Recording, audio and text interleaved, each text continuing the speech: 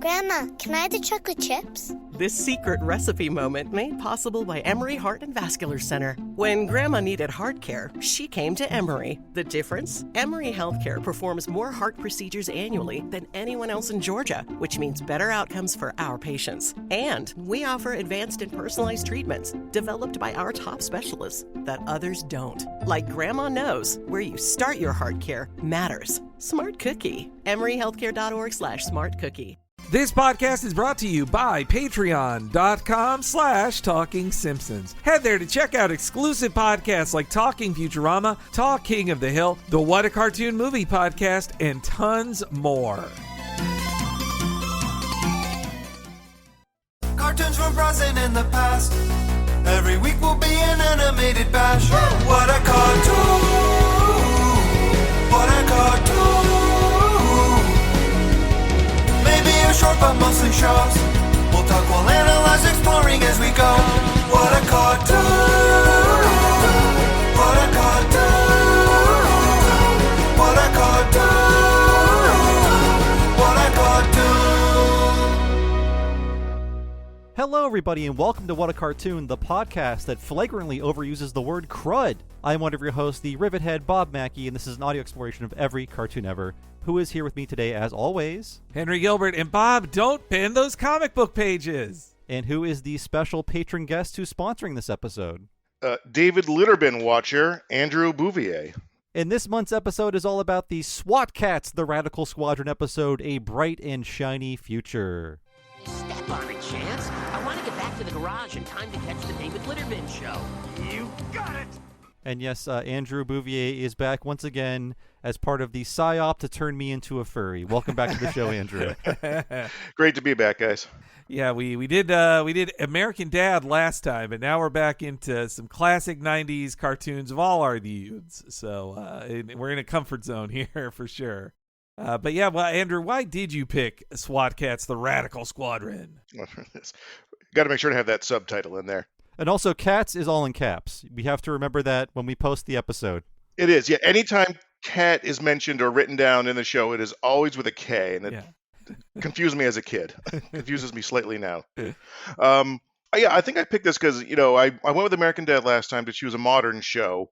Then I figured I'd flip-flop and go back to do an older show from when we were kids. I think this was 91 to 93 or 92 to 94, somewhere in there. 93 to 95, technically. 93 95. Yeah. Okay. In the very first week of 1995, if you want to call it 93 to 95. Yes. Okay. Yeah. And I remember watching this show a lot as a kid on Cartoon Network, TBS, whatever. I'm not sure if it started on TBS, went to Cartoon Network after the fact. And I liked it at the time, and I think it's held up relatively okay. Obviously, there's things in it that are, it's geared towards younger children. It's geared towards maybe even a slightly younger audience originally than, say, Batman the Animated Series or the X-Men Animated Series, which obviously this was sort of inspired by to a degree. All those action-oriented comic book cartoons were very popular, so the folks at Hanna-Barbera definitely decided, well, how can we get into that space? Oh, and these turtles are pretty popular. Kids like animal things. Let's work that into the mix. Yeah, I watched this when I was a youngster.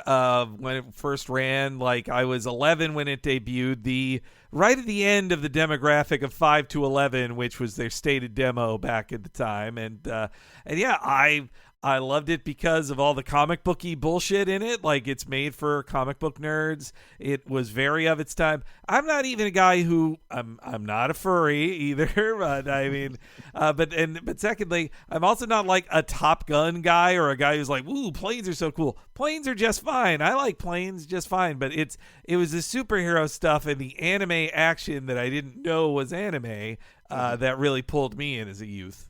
I was not actually a viewer of the show, although I respected it from afar. I did really love the anime action. And I'll tell you what, if this was on afternoons, I probably would have watched it, but it was on at a time in which I was not really in the mood to watch cartoons. I think it was like a weekend afternoons or something on TBS, and that was a real ennui period of the day for me, in which it was the fun of Saturday or Sunday morning cartoons was over. You're starting to feel a little anxious about school on Monday, and then this dark and dreary looking cartoon comes on, and you're like, well, I guess they kind of look like Batman, but it's not really Batman. So I never really tuned in that much, but watching it again for this show, I really respect what they're doing. I turned to my furry consultants, Nick and Chris Daniel. They were previously on the Case Closed episode of What a Cartoon.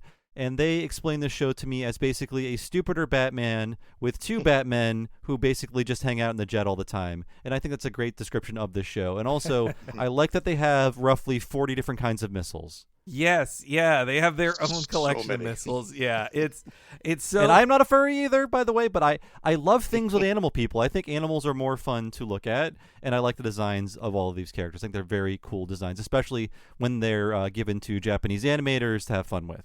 I think everybody in it is hot too. In that I follow gay artists on Twitter who don't entirely. They don't work in the 18+ zone, but I like their art. And then I keep learning, like, oh, you're a furry too. You're a furry, and I will say in the queer fandom, there's also a lot of love for T-Bone and Razor, especially. I'd say T-Bone most of all in my circles, I would say. Well, I was curious, so I did just type Miss Briggs into Google, and I discovered there's a whole world out there. It's not just about Gadget, Hack Wrench.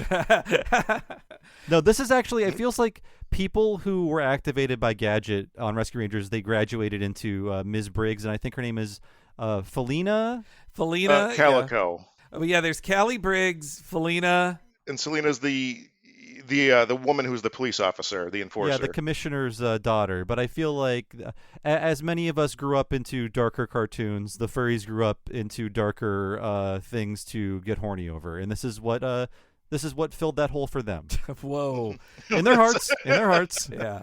Let me finish. Let's not forget too the Fash Queen Turmoil that some people also like from the show. That I'd rather couple T-Bone with Felina than Turmoil. I mean, look, we all like Turmoil. She's fun with her collection of her Amazon ladies, but she basically is dressed like a Nazi. You have to accept this with her design. Yeah.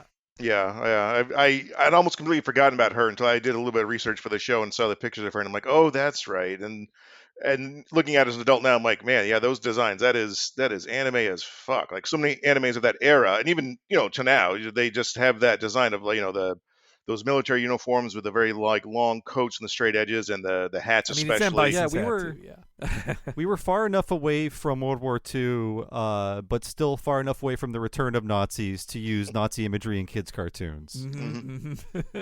Yeah, and I also think just in general the look of it works so well because it's Hanna-Barbera cute animals that then have to be bridged into the sexier animal people of anime. Like it fits more into the world of anime characters, especially like the production company on this that did the best looking episodes, including this one. They worked as a support studio on a lot of TMS stuff, and TMS, especially with Sherlock Hound, were big. Like they moved forward furry culture in its own style, like as they in their time. That and the Littles, I'd say both of those are furry shows as well. But boy, did I have to do some research to find out what happened over the last 8 years of them trying to bring back SWAT Kats, because it's murky. But that mostly SWAT Kats is kind of forgotten. And I was reminded of previous guest on the show, Matt Burnett, who's the co-creator of Craig of the Creek. His self-insert character that he voices on Craig of the Creek had the line of, "Remember SWAT Kats?" I was like, that's how mainly it's remembered to children today. I don't think a child today actually would like SWAT Kats or know what it is. But yes, let's tell the tale of the Guardians of Mega Cat City. And where does it all begin? Well, with a pair of siblings from Montreal, Yvonne and Christian Tremblay, a.k.a. the Tremblay brothers. They are a couple of interesting guys who still control the SWAT Kats' destiny, as it were. This is the story they were pitching to of themselves in the 90s and still stick to this day. So I'm going to go with that, is that they are a couple of French-Canadian self-taught artists who learned, like after high school, just went into their parents' basement and drew until they came up with characters they wanted to sell into the U.S. As their own animated series. The two of them went through the 80s, and, it's no interview ever said, we saw the Ninja Turtles and wanted to have our own Ninja Turtles, but enough of their articles said, like, and is this the next Ninja Turtles? Are the Ninja Turtles better watch out? That I definitely think the Tremblay brothers said, Eastman and Laird just got crazy rich with the Ninja Turtles. We need our own Ninja Turtles. And it's coming in pretty late. I mean, if we go back to the TMNT episode we did earlier in the summer, we saw the wave had really crested by this point. And this goes on the air the same year or the same season as Power Rangers, and that spells doom for what few Turtles episodes there are left. Yes. Yeah. You have to blame Hanna-Barbera for being very slow. That's the problem here. That Hanna-Barbera wasn't sure what they wanted to do, but yeah. So basically, the Tremblay brothers they say the late 80s, like 87, 88 is when they started to pull together this pitch in their Montreal basement. I have to give it to SWATKats.info. They have an incredible treasure trove of a ton of original designs from this, dating back to the late 80s or early 90s. And when you see those, this was originally a funny animal cartoon they were trying to sell. Like, it looks cartoonier than Sonic the Hedgehog in Adventures of Sonic.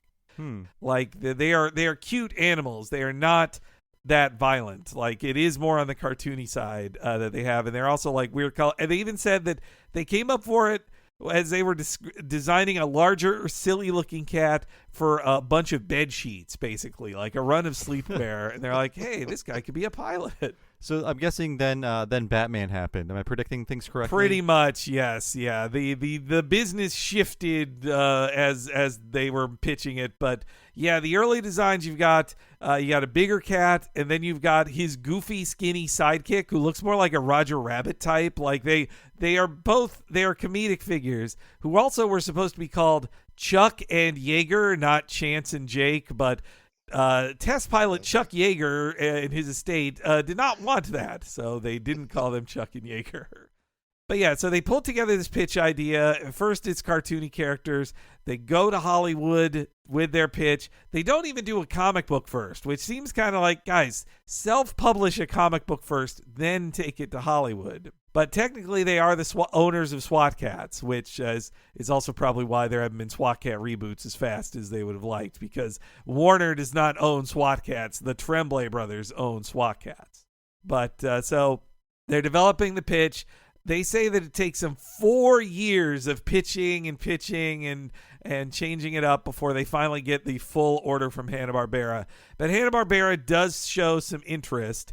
The real turning point comes in about 1991 when they decide to do it, or 92-ish, and definitely having an answer to Batman and having a toyetic cartoon to match Batman and the X-Men, I think was a big turn for them. If you look at the crap, and I do mean crap, that was the second half of the 80s from Hanna-Barbera, they just did not know how to keep up with He-Man and Transformers and all the 80s toys, or the Turtles. Like, they kept trying to have their own Turtles, but couldn't do it. And at this point, they weren't making original cable cartoons, Turner, right? This is one of the first ones. So, yes, that's the interesting timing of this, too, and it's what will eventually spell SWAT Kats' doom, because basically, they're pitching it to Joe and Bill. Like, it's those guys are still in charge of Hanna-Barbera. But by the time the 90s start, they are being shopped around. We've talked about it before, but there were several suitors for Hanna-Barbera, including what the owners of the then USA Network were thinking they were going to buy, because they already were showing all the Hanna-Barbera cartoons on the USA Cartoon Express. So they're like, oh, we're going to get it. But no, Ted Turner in 1992 buys Hanna-Barbera, and so it's in this weird period of like, well, Ted Turner bought it, but you guys don't have to get Ted's approval for everything, so you can start making this thing, but Ted is going to start having some more say in what happens here, and Ted Turner he doesn't care if Hanna-Barbera sells toys, basically. Like, that's not his thing. He wants Hanna-Barbera to be stuff on his cable networks.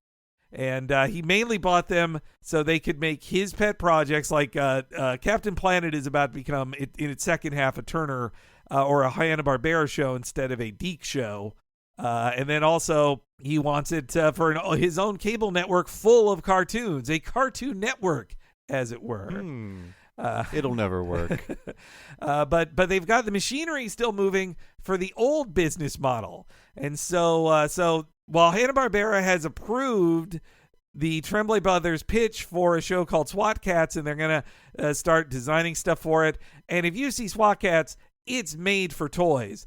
But the problem is that they can't really get the machinery moving fast enough to have toys really ready at launch. And they go with like a fifth string toy company called Remco. Which Ramco? Remco, R-E-M. Oh, Remco. Yeah, okay. So there were toys then. Because I was searching back in my memory. Like I said on earlier podcasts, I wasn't a toy boy. The second I discovered good video games, I swore off toys forever. But I don't recall seeing SWAT Kats toys. They were very rare. If you go on eBay, you'll see how rare they were. They only printed 4 of them.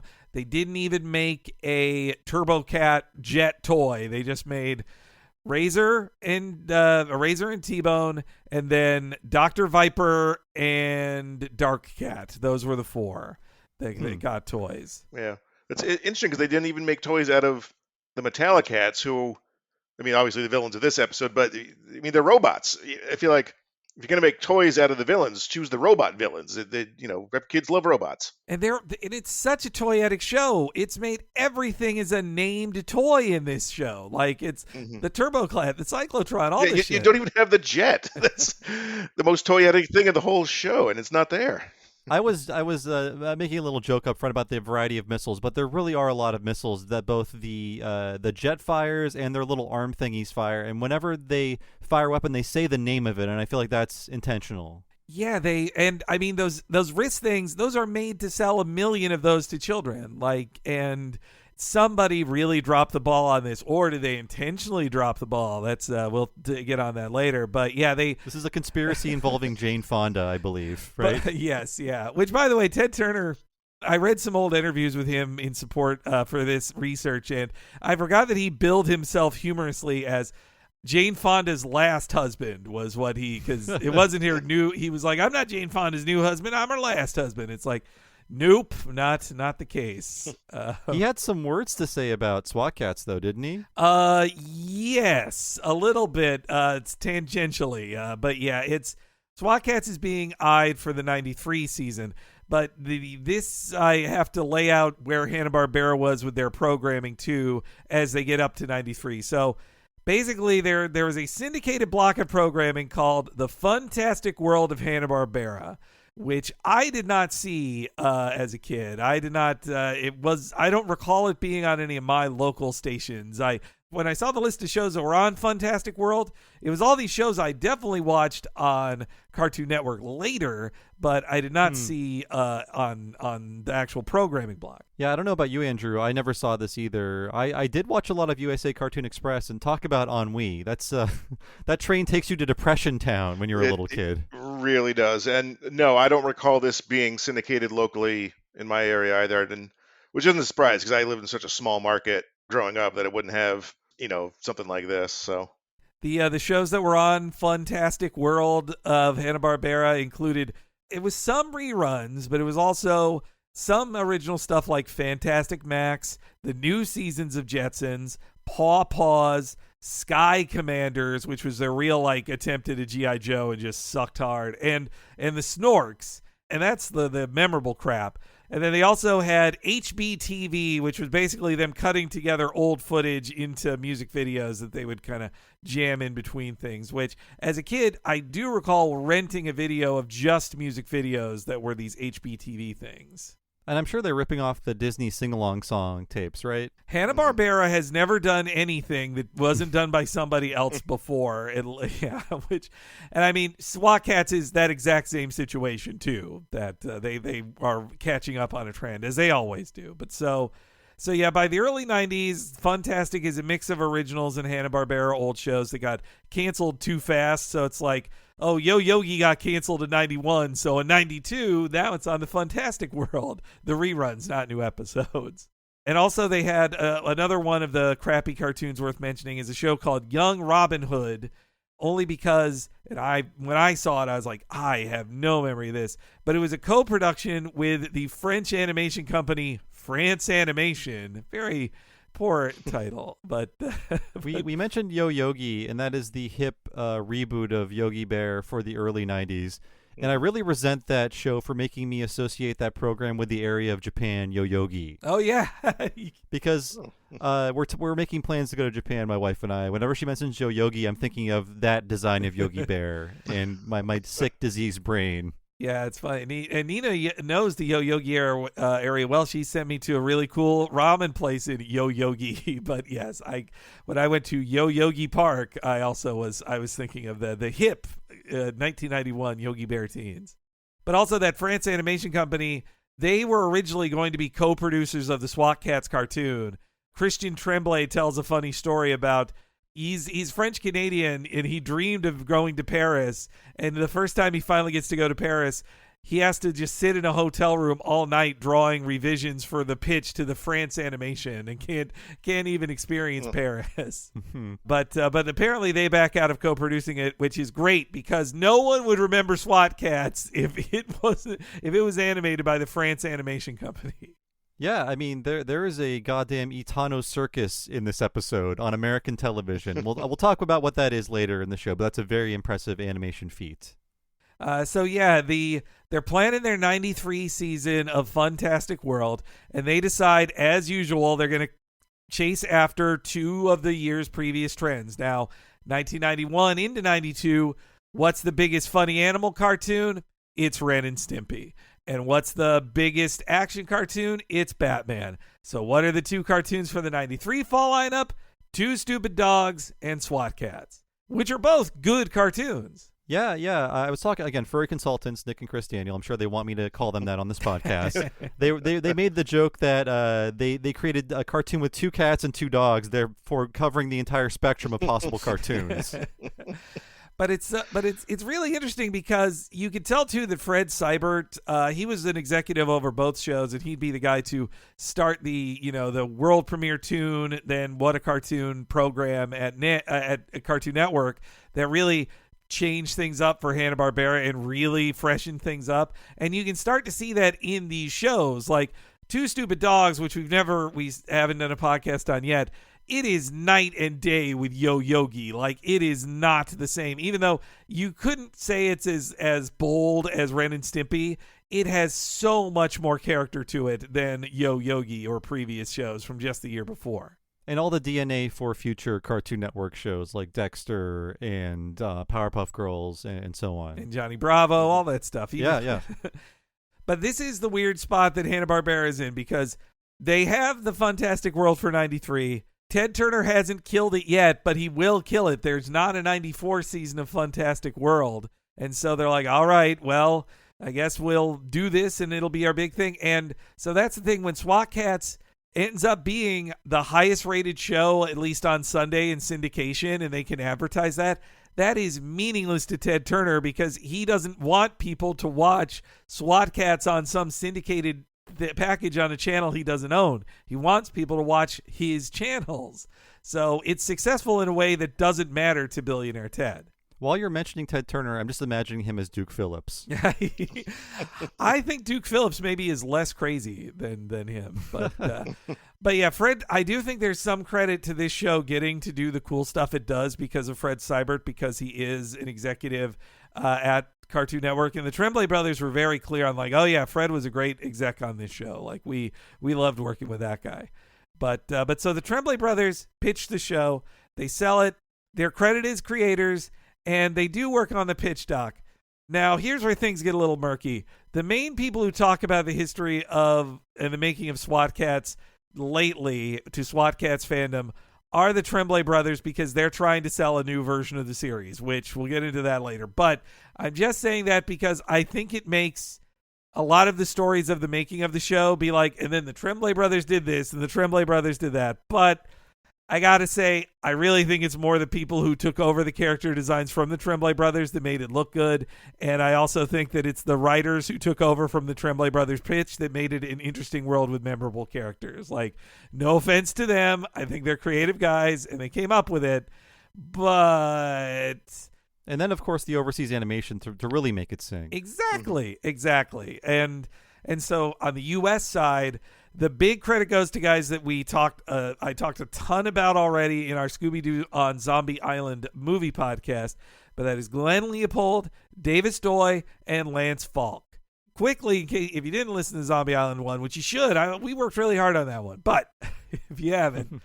So Davis, $10. Yeah, it's and worth every penny. Especially, hey, it's the it was just Halloween. Have your Halloween hangover. Listen to that one. Okay, so anyway, Davis Doy was the senior producer on the show, though not the showrunner or story editor. That was Glenn. But Davis Doy, he was a pupil of the Ralph Bakshi. Worked on a few of the Bakshi things in the 70s before joining Hanna-Barbera in 1981. This was also the good and the bad of Hanna-Barbera. When Hanna-Barbera ran it, they actually did work people up from the low level to top level positions, and it was a long time job. Like, there wasn't huge turnover, they didn't fire everybody. So it seemed like a stable job, even if the work wasn't that great. You kept a job for a while and could work your way up. But yeah, he got it. Like Davis Doy worked on Smurfs and Capital Critters. So that poor bastard. I mean, Capital Critters. One of the most difficult times in my life was having to watch that for this show. But I'm glad someone did it, and it was us. Yes, yeah. It's also funny to think Davis Doy was like one of the story editors, top dudes on Capital Critters. And then right after that goes to this show, which also has Charlie Adler as a lead voice on it as well. But yeah, I mean, but to say he worked on Smurfs, if you worked at Hanna-Barbera in the 80s, you worked on some Smurfs. You didn't. That was the thing keeping the lights on, was Smurfs in the 80s. It's hard to understate how big Smurfs was for Hanna-Barbera back then. Like, it was everywhere, and I hated the fucking Smurfs, but they were everywhere. I watched it almost every day, I'm sure, when I was a kid, and I hated every second of it. But it's a cartoon. It's on TV. What else am I going to watch? Yes. Also, Smurfs Disliker checking in. I hated it. My sister liked it. Maybe that was part of why I hated it, but it offered me nothing. I just learned today that Rihanna is going to voice Smurfette in the next Smurfs movie. So, yep. Okay. All right. But anyway. Why do we have those movies? We have the Trolls movies now. I thought the Trolls took over for Smurfs. They tagged in. Well, it's the European market loves Smurfs more than Trolls, though, I think. The Smurfs do very well in Europe, unfortunately. But so Davis Doy, he's one of the main developers of the show, and bringing it into like the full world and developing the story Bible. He worked a ton on it, but he wasn't the lead writer on the show. And after SWAT Kats, though, he'd be a supervising producer on many shows at Warner, at Cartoon Network. Dexter, Johnny Bravo. His most recent stuff, he's been an executive producer on Care Bears cartoons, so I think he's kind of retired-ish now. But then the most important writer on SWAT Kats, though, is Glenn Leopold, who is another Hanna-Barbera lifer. He wrote 70 episodes of the Smurfs. Like, that's how much Smurfs he did. Wow. The poor man. There were a lot of Smurfs episodes, too, right? It ran for at least a decade or close to a decade? With new episodes every season. Like, it had, and then like when Smurfs went through like 3 changes of like the exec saying, okay, there's a new group of 6-year-olds, you need new Smurfs in here, we need baby Smurfs and a new Grandpa Smurf by Jonathan Winters. Like, and this is, oh my God, you're right. And this is back when kids' cartoons weren't getting renewed or seasons. It would just be like, yeah, that was last year's cartoon, here's this year's cartoon. Exactly, but that just shows you how huge Smurfs was. TMNT was the same way too. Like, it got to go to over 100 episodes for as well. But yeah, like Glenn Leopold worked on all this stuff, but he is a big comic book nerd. One of his favorite things he worked on before SWAT Kats was Super Friends. He was like, okay, finally my comic bookiness can come in here. And so when he got put in charge of SWAT Kats as story editor, which in terms of kids cartoons then meant head writer, not story editor on The Simpsons is actually a very low level position, but if you're story editor on SWAT Kats, you're the head writer. Yeah, he defined the comic book world more than anybody. Like, when I was making notes of how, like, boy, Lieutenant Farrell is basically J. Jonah Jameson meets Commissioner Gordon. Then I watch an interview with Glenn Leopold, who's like, yeah, so it's J. Jonah Jameson meets Commissioner Gordon. I'm like, oh, okay. Played by Space Ghost. I'm so happy they gave Gary Owens. Like, that makes it connected to the Hanna-Barbera history there. But yeah, Glenn Leopold loved writing the SWAT Kats and building the world of it. He wrote the majority of the episodes, including the one we're covering this week. And the second most prominent writer is Lance Falk, who also loved working with Glenn Leopold. Glenn Leopold also, he said he learned everything from Alan Burnett, the showrunner of Batman, the animated series, and a million other shows. But yeah, Lance Falk, he got his start in the Hanna-Barbera mailroom in the 80s and worked his way up on the art side of things. He was a character designer on a lot of shows, including Scooby-Doo and the 13 Ghosts and Pup Named Scooby-Doo. He even worked on Tiny Toons. But this was when he finally got to write. He's like, hey, I can write things too. So they gave him a script writing job on SWAT Kats. And he said he learned a whole lot working under Davis Doy and Glenn Leopold. A ton about plotting and characterization. And yeah, they love the comic booky world of it. And they have their own Batcave. They wear masks. They have secret identities, all that stuff. And lastly, another of the major writers was Jim Stenstrom, who also wrote a lot of great episodes. And I say all this because after this show ended, 3 years later, they all come back together to run Scooby-Doo on Zombie Island, and then also the next two Scooby movies as well. So it's pretty much a clean line from SWAT Kats to the Scooby movies. To the good Scooby movies, I should say. Thank you. Because there were movies in the past, like the new Scooby-Doo movies, not the direct-to-video ones we're mentioning. There's 8 million Scooby-Doo movies, and they're all pretty creepy, but crappy. Not creepy. No, that's. We wish they were creepy. Yeah, they tried. They failed. Zombie Island's actually creepy, but and also though these guys after SWAT Kats fold, their next thing is The Real Adventures of Johnny Quest, the only other action cartoon that Cartoon Network allows, and that's really like because one executive was just like a huge Johnny Quest fanboy, and they're like, we're going to make Johnny Quest work. It doesn't work. It's not as good as SWAT Kats. It's for some reason I watched that, and maybe because it was a weekday show, but I do recall watching that. No memories of it, but I did watch a lot of New Adventures, Real Adventures. What was it again? The Real Adventures. Yes, yeah. I think because they'd already tried a new one in the 80s, but. Yeah, the Real Adventures as well. I believe I heard about it recently because Rob Paulson, the voice actor extraordinaire, he did an interview where he was saying, like, basically expressing regret that he voiced Haji in the show. But he's like, look, it was a different time. I wouldn't do it now, and I'm sorry.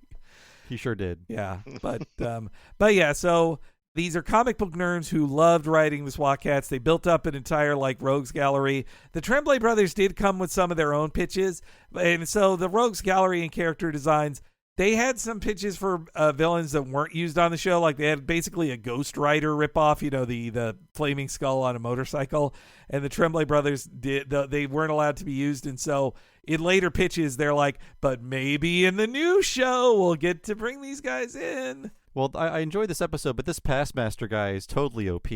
Oh, yes. Yeah, but yeah. Well, he's a glass cannon, though, because if he loses that watch, he's just a whining little guy. And he's just a skeleton.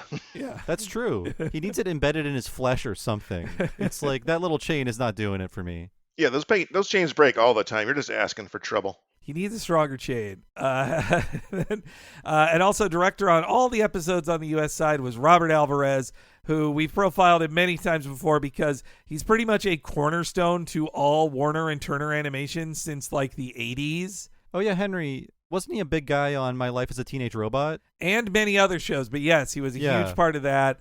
And pretty much all the Gendy and Tartakovsky and Craig McCracken shows, he's the directing animator on, or Sheet Timer, and same on Regular Show. He was the lead animation director on Regular Show, the entire series. And it sounds like, from looking at it, he never created his own show. Like if he ever had designs on it, I couldn't see that, but he just seems like he is a pro's pro who makes sure that these, like, he's been guiding the young guns of in the Cartoon Network world since before Cartoon Network existed, like on this show as well. Like he seems like a very dependable guy who makes sure that trains run on time, basically.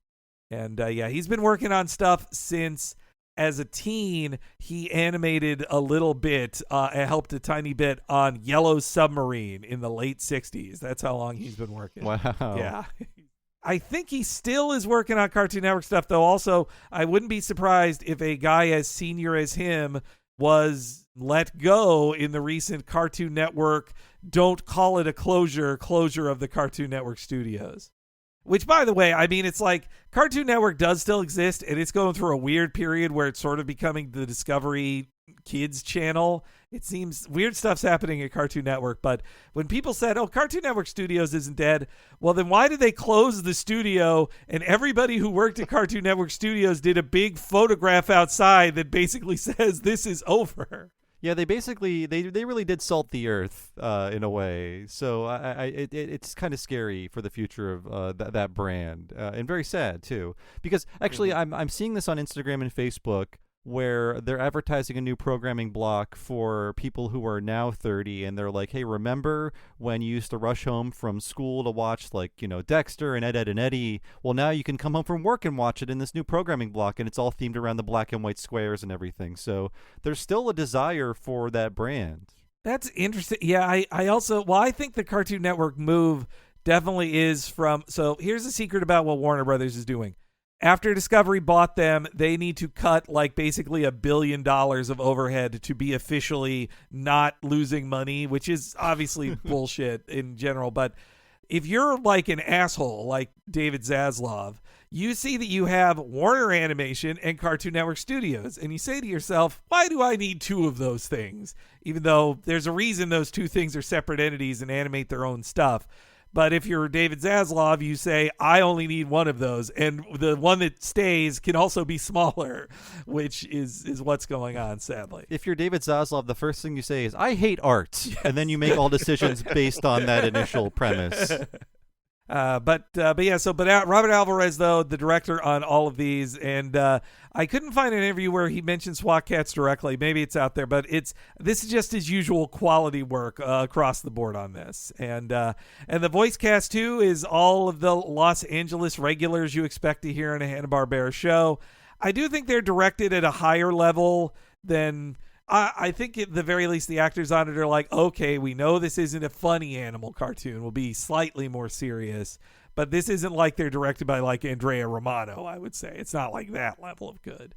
Yeah, I think the one thing I immediately noticed as a kid was, Donatello is in this. The Donatello voice actor. And then Charlie Adler's in this, but he's not doing a like really high-pitched, squeaky Charlie Adler, Ickis or Cow and Chicken or Buster Bunny kind of voice, which is nice to hear once in a while from Charlie Adler. He can do serious if you need him to, yeah.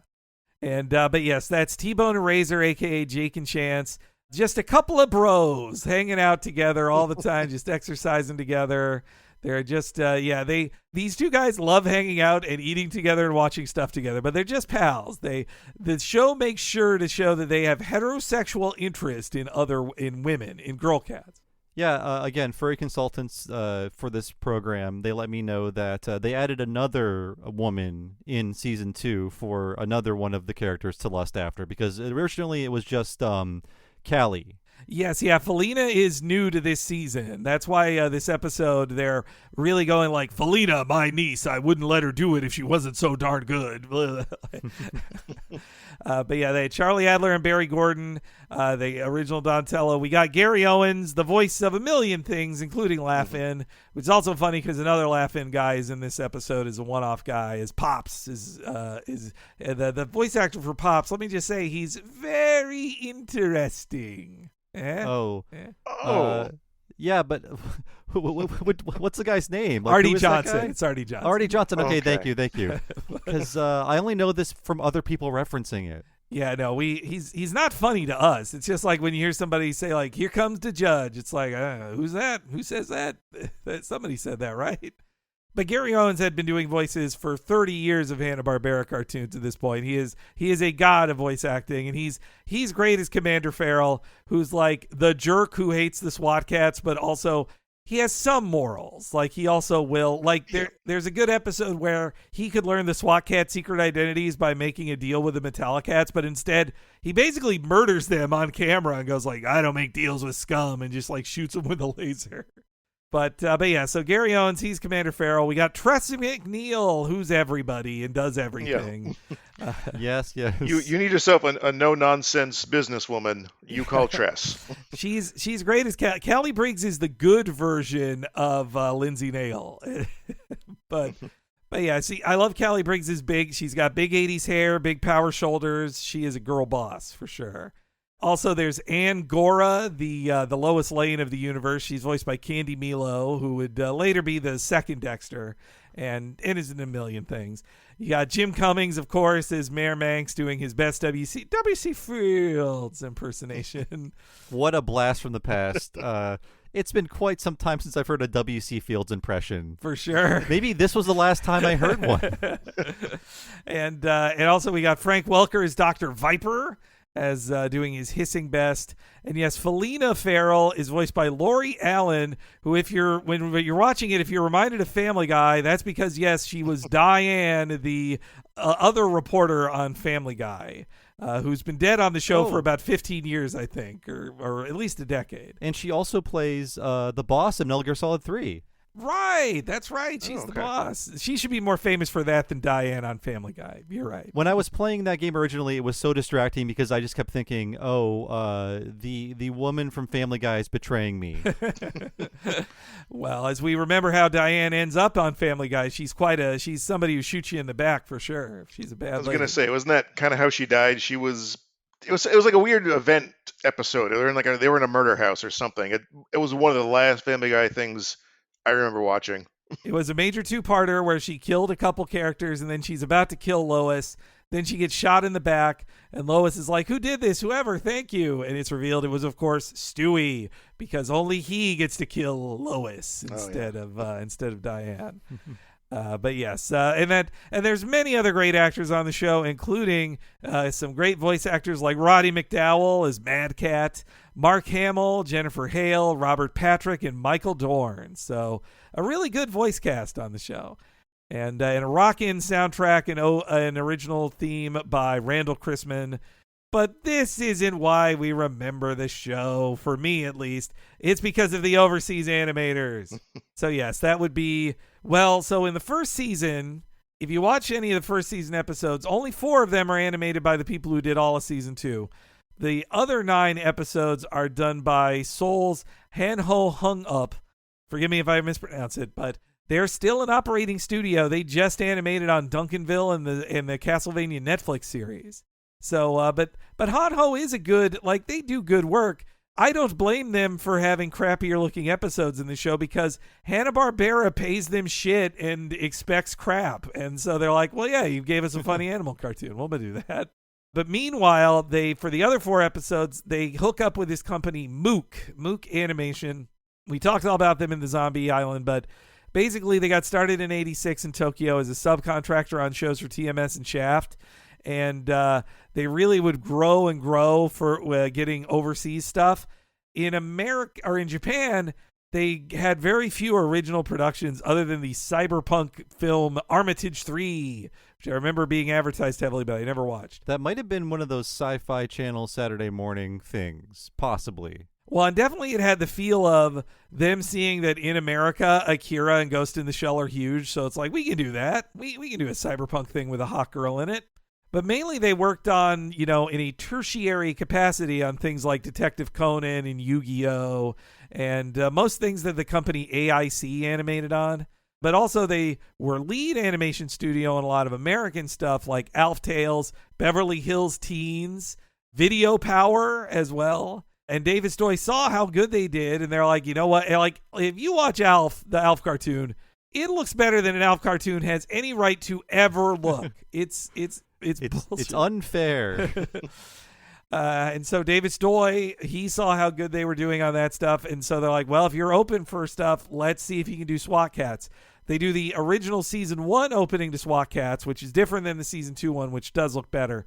And after doing 4 episodes, they're like, okay, Mook, if you can do it, we want you to do all episodes of season 2 and a brand new opening. And Mook's up for it, though I do think this wasn't in any source I saw, but I do think Mook probably cost more than Hanho, which explains why maybe they had some season 2 problems as well. But budget was never mentioned in their season 2 problems, but I'm thinking there's some little budget problems. Yeah, and this had a much shorter run than I assumed. I thought it had a bigger order than what we have in existence right now. For sure, yeah. I think I in general, if you didn't get a 65 up front, that showed a small trepidation on the side. They're like, okay, let's do 13, and if you do good enough, we'll do 5 seasons of 13 and just end up with the 65 for the strip if we need it, or get up to 52 with 4 seasons to be a weekly show in a syndication block.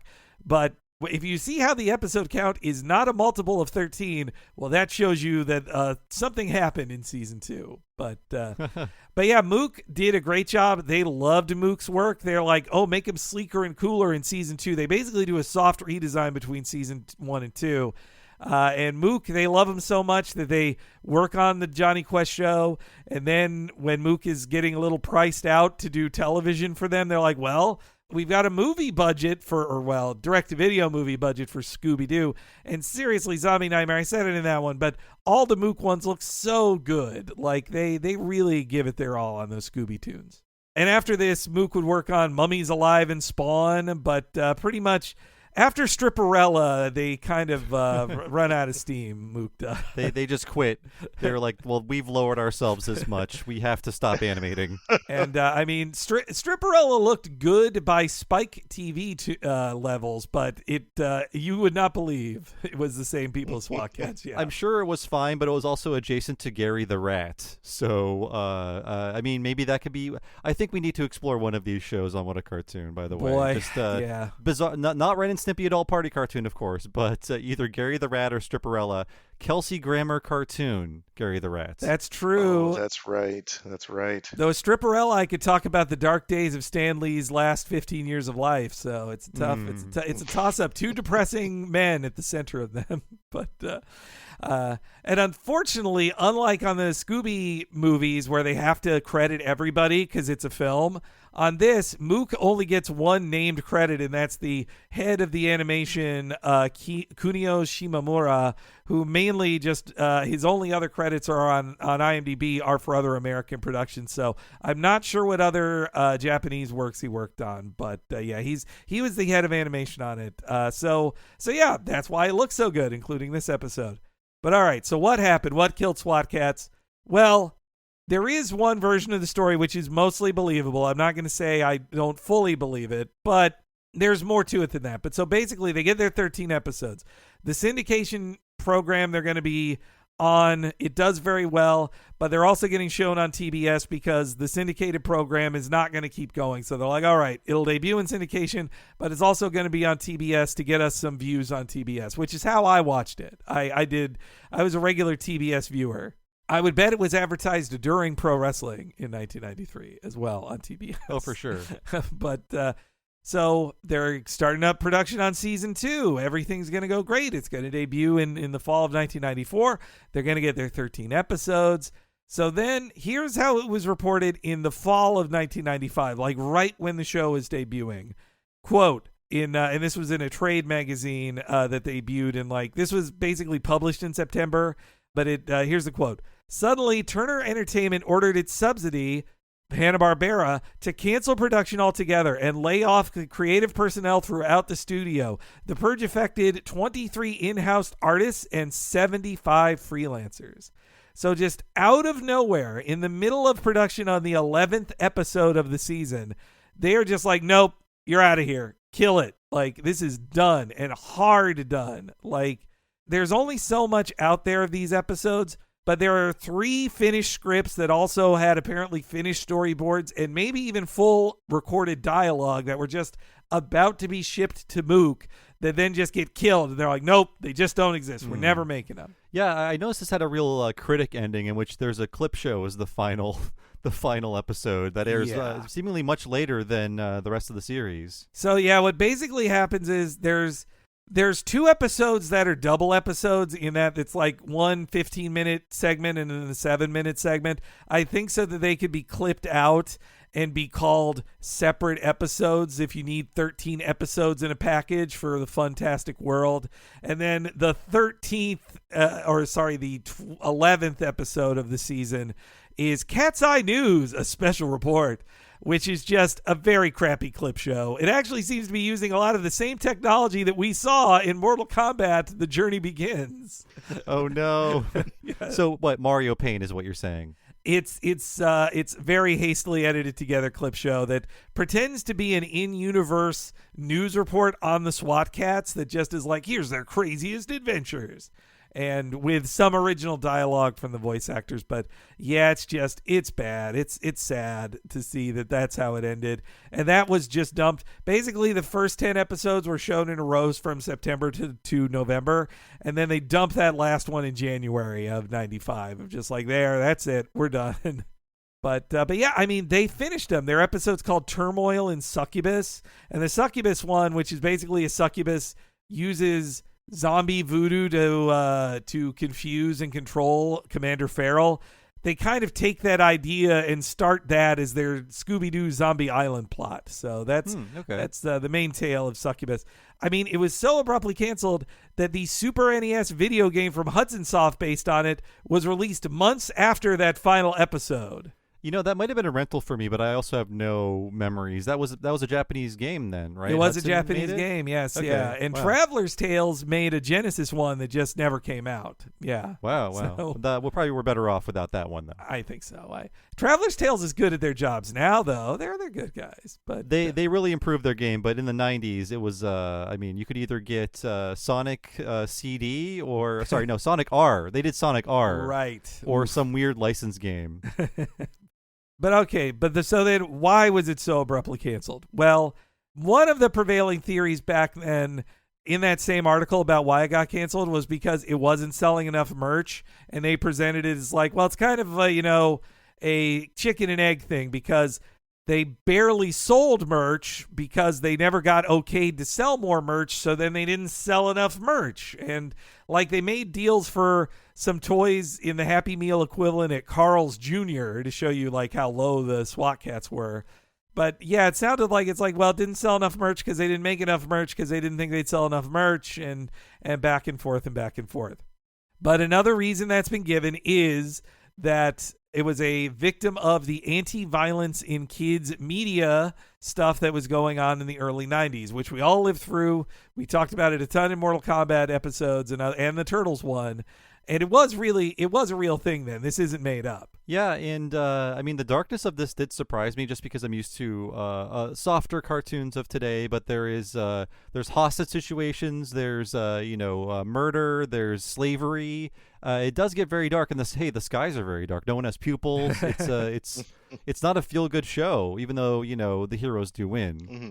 There's the episode with the goop monster that is a guy with 4 eyes is transformed into this goop monster, and it's horrible for him. He is horribly transformed and tricked by Dr. Viper, and then after he transforms, they just kill him. Like, they blow up the goop monster at the end of the episode, and he is not saved. Like, that's just some of the violence in the show. And it surprised me even in this episode, when they're in the future, they explicitly say the SWAT Kats of that future are dead. They died. Not they disappeared. Not we don't know what happened to them. Nope, they smash into a building and they are dead. And you rarely saw that or heard that in children's cartoons of this era. Yeah, actually, they do say dead. They don't say kill, but I think they're being pretty sly because when there's a hostage situation later in the episode, we're going to talk about it. They say, we'll destroy you at dawn. But I was also thinking, destroy is a verb used when you put down an animal, like especially a wild one. So yeah. in a way, they're playing with the censors, but they're also like being a little sly about it too. But so, yeah, I mean, Lance Falk and writer Lance Falk and also Christian Tremblay in interviews have put the responsibility of it down to Ted Turner specifically, as they heard about it from at the time. And there was definitely a big anti-violence thing going on.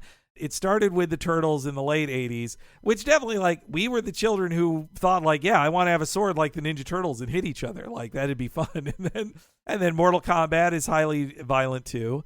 And Ted Turner was kind of a proponent against violence, like or in kids' cartoons. There is a quote, and it's a real quote. I read the the Ancient Entertainment Weekly article that it's sourced from, where Ted Turner's saying a lot of stuff about how he's like, I'm 10 years younger than Barry Diller, so in 10 years I'll be richer than him too, like crazy stuff like that. But he also says, as people go like, hey, you make a lot of cartoons, are you making kids be violent like Beavis and Butthead? And he's like, we make more cartoons than anybody, and we don't do violent stuff to make kids be violent. That's not us. So he was open about that. And it was also around this time that that David Merkin took over The Simpsons, and in response to this, he made the show as violent as he could. Yes, yeah, it's true. It was so in the air, and so Falk and Tremblay both say that basically Ted Turner did not like the show, and it did not fit his vision of less violence or no violent cartoons on his channels. And if you do look at the Cartoon Network portfolio of new things that got sold for the next 5 to 6 years, other than that Johnny Quest show, there wasn't an action original on the channel till Samurai Jack in 2001. And that's after Toonami proved that they could do action cartoons in the late 90s. Ted Turner wanted more shows with hillbilly bears in them. He did. We're the bears that sing for you. Doo-dah, doo-dah. But though here's the one thing I have to say. As a Ted Turner watcher and enjoyer of crazy old Ted Turner, and do I say this because the formative years of my life were spent in Atlanta, which Ted Turner controlled with an iron fist back then? Yes, sure. That's why I say this. But on that Ted Turner hates violence thing, while I do think he does hate violence in some cartoons, he's the reason pro wrestling was on any of his channels. Other people working there were like, dude, this pro wrestling doesn't get us great ratings. And he says, there will never be pro wrestling taken off my channels as long as I have power in this company. And that if there's anything that makes children be violent more than cartoons, it is pro wrestling. So I'm just like, if it is that Ted Turner had a double standard that he's like, well, I don't like this violent SWAT Kats cartoon. Now let me watch pro wrestlers body slam each other.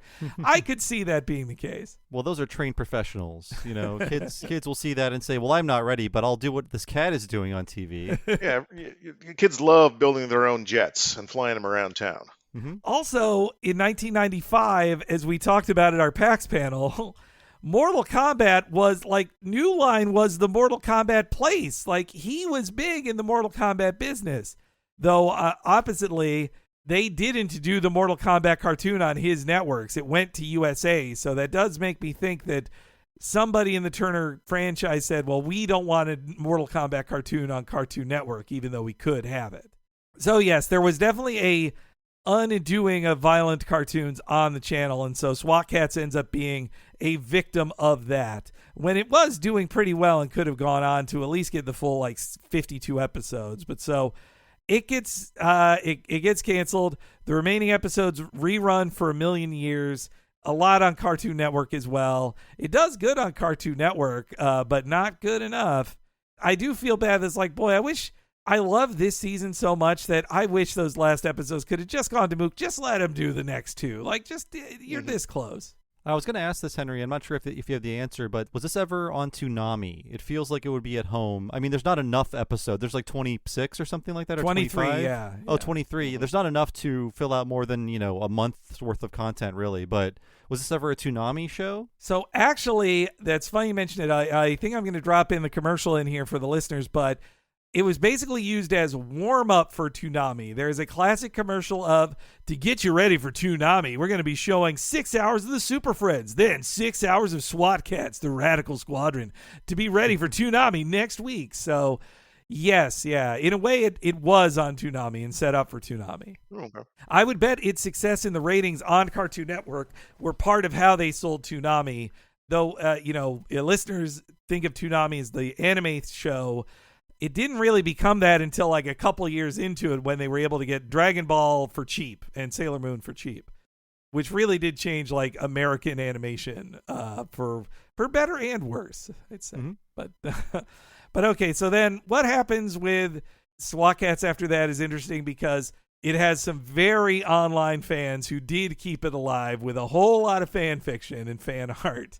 And possibly because it was a sexual awakening for some. But I think there are some innocent SWAT Kat fans, too. And then also it was kept alive with occasionally being reused for backgrounds and character designs in Aqua Teen Hunger Force, at least in the first season. I do remember, so my again, furry consultants let me know about this, but I do remember in the very early days of Adult Swim, people were identifying that and saying, hey, wait a minute. Yep. This is a SWAT Kats thing, which I guess they had the rights to use because they were just cobbling together whatever they could to build assets for shows like that. So yeah, like the street in the Rabot first episode, if you see them like taking a walking down the street with a wheelbarrow, that's in Mega Cat City. Bleh, Mega Cat City. I was saying it wasn't that because like no, it's not stupid like Mega Cat City. It's got to be better than that. No, It's not. And also, due to fan outcry, they even eventually got a print-to-order DVD release, which I have had sitting on my shelf for a while, just waiting for this podcast. It is very cheap, but hey, at least it looks good. The prints are good. Not like they're not remastered, but they look as good as they're gonna. You mentioned the how dumb Mega Cat City is. I agree. I don't like the naming scheme of everything because it'd be like I have to go back to the person shop in Personville. That's like, I mean, I guess Manchester is like that, but no, yeah, it's like no, I agree. Or also that we name everything after like our fingernails, basically. But oh yeah. Yeah. Or it'd be like David Litterbin. I mean. It'd be like David Letterman being called David Toilet, David Shitbox. Which also raises questions: do they still use litter boxes in the SWAT Kats universe? They don't have indoor plumbing. It confused me when I started to piece together that half-assed pun joke. I can't recall if I saw a toilet in episodes of this show, but they definitely go through sewers to chase somebody. So I'm assuming they've got toilets. At the very least, they have a sewer system. Maybe just the old generation uses the litter box. They're like traditionalists. Okay, it's like Grandpa referring to the outhouse. Yes, exactly.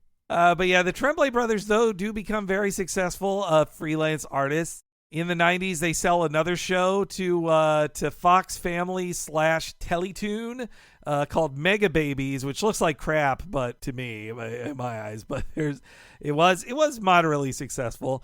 And then in the aughts, they designed the very poorly received Lunatics Unleashed. That was oof. Yeah. Oof. Oh, that was them. Wife of the show, Nina Matsumoto, when I was watching this, she said it reminded her of that, and I didn't know there was a connection. But there was a scandal with Lunatics Unleashed in that they revealed the designs, and then due to popular outcry, they revised them, but they didn't actually make them better. They just made them different. Yeah. That's I think the Tremblays were the first designs on it, I think, or they were involved in the whole thing. I'm basing this on their own still up portfolio website that has Lunatics Unleashed right in the front. But I will say this about the Tremblays too, that I think a lot of their work since then has gone unpurchased because they're like, on their page, they're like, and we did a Spyro cartoon. I'm like, oh, there was a Spyro animated show they did? It's like, no, they're just listing that they did a pitch that went really far but didn't actually sell. Same with Felix the Cat. They also say that one of their clients was the WWE, but I could not find what they did. And WWE being a non-union operation isn't going to credit them anyway. I would assume some character designs for some of the like action figures, perhaps. But they've worked on a lot of stuff. But so this takes us to 2015, where the Tremblay brothers, who do own SWAT Kats, though I think they own the idea of SWAT Kats and can make more SWAT Kats, but whatever was created for the Hanna-Barbera show, I think is still owned by Warner Brothers, and the original footage is still owned by Warner Brothers. But so the Tremblay brothers in 2015, they do what fans have been clamoring for forever. They do a Kickstarter to start a new series. Going to be called SWAT Kats Revolution. And they say they need like $50,000 to start to pull together a pitch to pitch it, because they are very clear of like, we're not making a new show unless we actually hit certain levels. They say if they got to $1 million, they'd make a 22-minute episode. They only got to 141,000. But they still promised that they would get like together like a trailer, a pitch trailer of it. No pitch trailer exists, or at least has been released to anybody. I mean, it is really unrealistic to kickstart an animated series, so a lot of these Kickstarters are just for pitches. I remember, because I interviewed Don Bluth for this way back in the day, they had a Kickstarter for just to create a pitch for Dragon's Lair, a potential Dragon's Lair movie or animated project. So that feels like what is the most sensible thing to do, because it seems to cost a lot of money to just put together a reel these days. Yeah, I mean, even if you self-animate, you're paying yourself for your own time. And so, I mean, you can do a pitch for free, and just then bring in a presentation that represents, like hundreds of hours of your life. But especially if you own your own property and can do it yourselves, why not kickstart it? Be like, hey, if you want me to actually work on a pitch for more of this thing you want, you better pay me $100,000. That's what my time's worth. I don't see that as, they were very clear of what they'd put out. I don't see that necessarily as fraudulent. I'm not alleging that on the Tremblay brothers, though I do think they were promising something that couldn't be delivered. And also, again, they weren't going to hire back any of the other writers or any of the designers or Mook or anybody. They're just like, yeah, it's us. It's finally the show we wanted to make. And also, they are pretty clear that SWAT Kats Revolution would not be a third season, that it would be a reimagining, which, yeah. But they hit their thing. And basically for the next 8 years up to now, they have been stringing along people on their Kickstarter with updates of oh, guys, we're getting close. And the Tremblay brothers have been trying to pitch stuff, but it's been real ups and downs, according to them. I think we're going to see it when we see the finished Undergrads film. Oh, God. It's also kickstarted.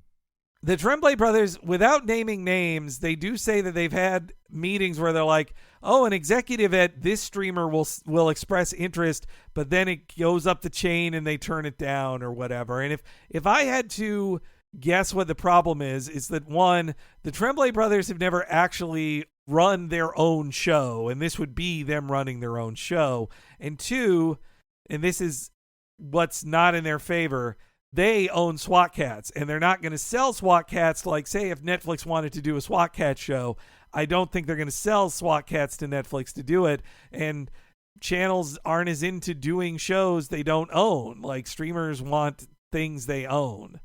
So the Tremblay brothers have said they keep having posts over the years of they're silent for a year, and then they'll say, oh, we're getting close, guys. We've got some good news soon, I think, and then silence. And I think they really thought they were going somewhere in 2018 because they sold the reruns of it to Verve, VRV, which me and Bob know a little bit about Verve.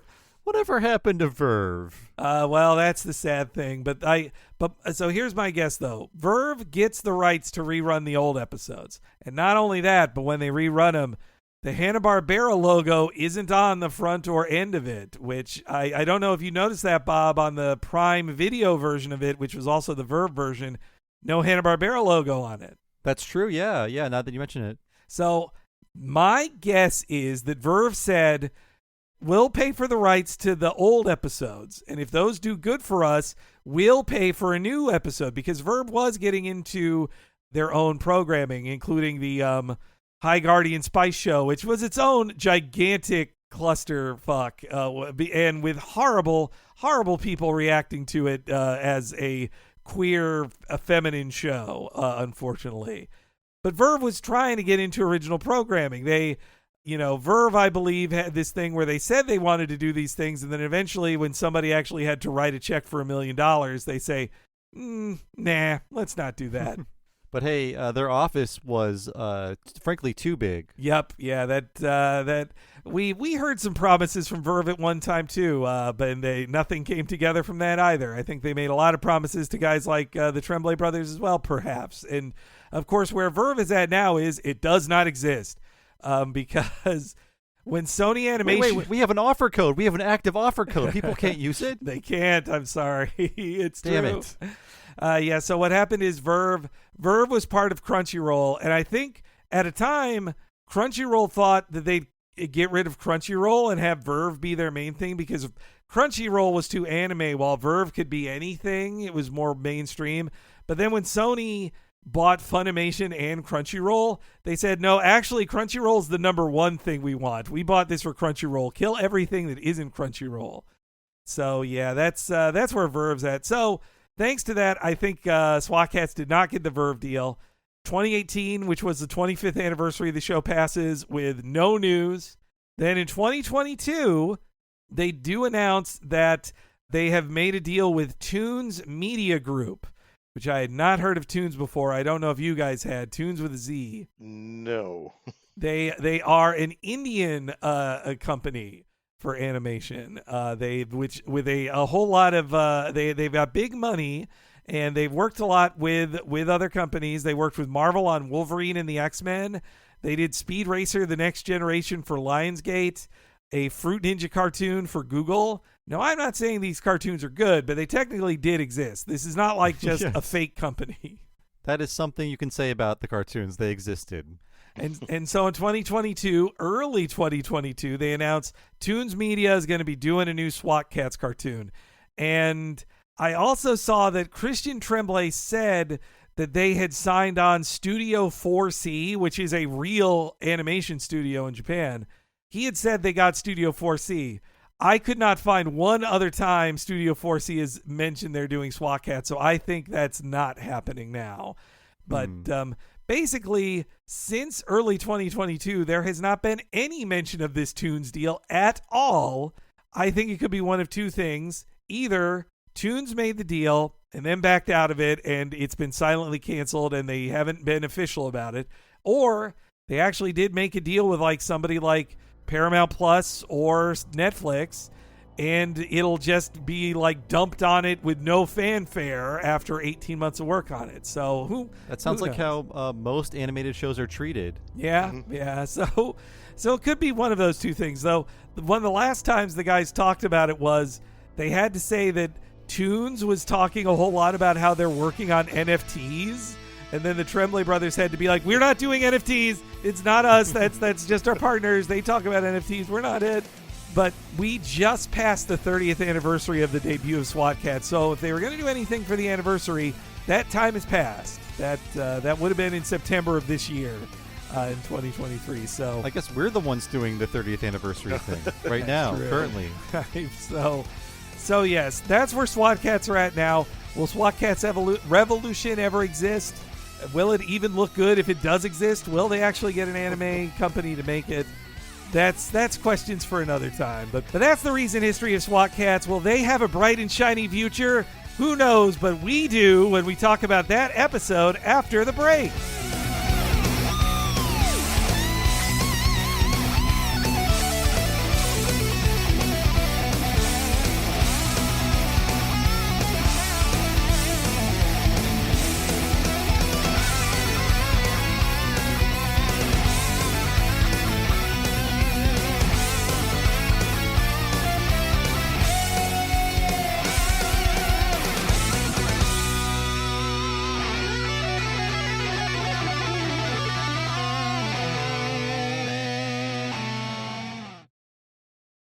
Callie's been taken hostage. Razor and T-Bone can't do it alone. They need your help. SWAT Kats will return on Cartoon Network.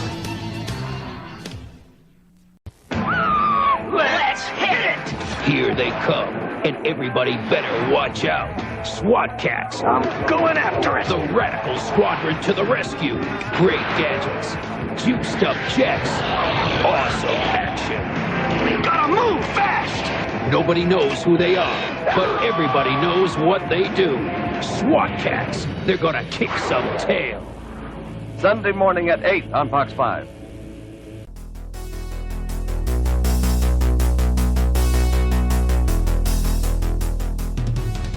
Welcome to the break, everybody. It's Henry here just for this one. For all you fans of furry things and or fast airplanes. And a big thank you to Andrew this week for picking SWAT Kats, a show we had been meaning to do for a very long time, and we learned a ton about it. It is such an interesting, lost cult classic of Hanna-Barbera meets anime, meets 90s toy cartoons. It's a whole lot of fun.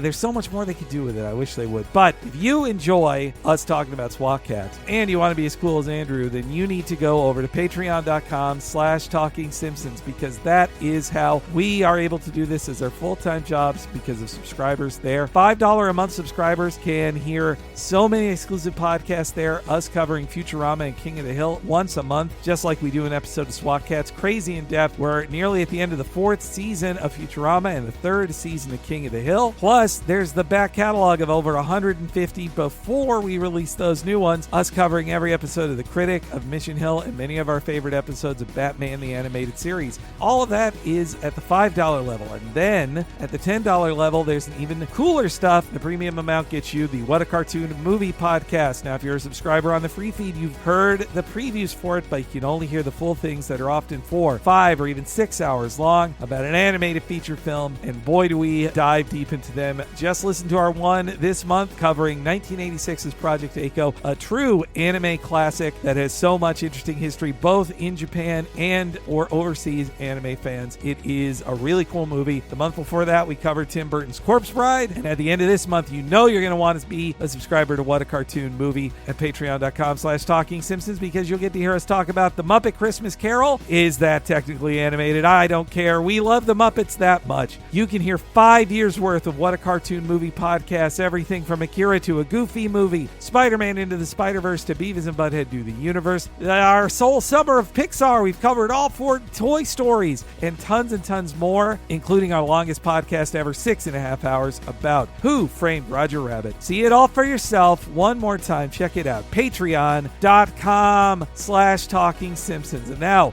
let's kick in the afterburners and hear the rest of our talk about SWAT Kats.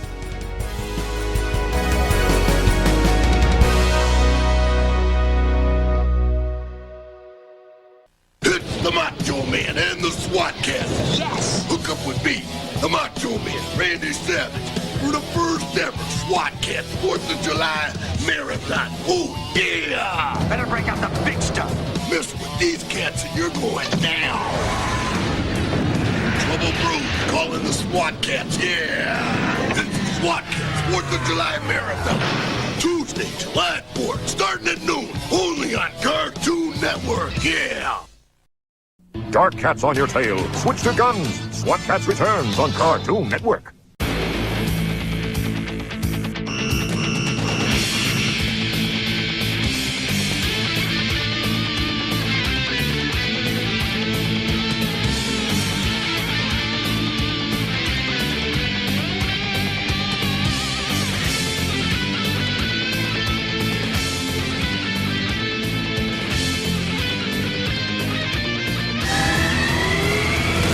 All right, you just heard the classic Season 2 opening to SWAT Kats, which originally the first season of opening, they wanted it to sound more like the Flash Gordon Queen theme, and this season they wanted it to be more Metallica, kind of. Not Metallica, Metallica.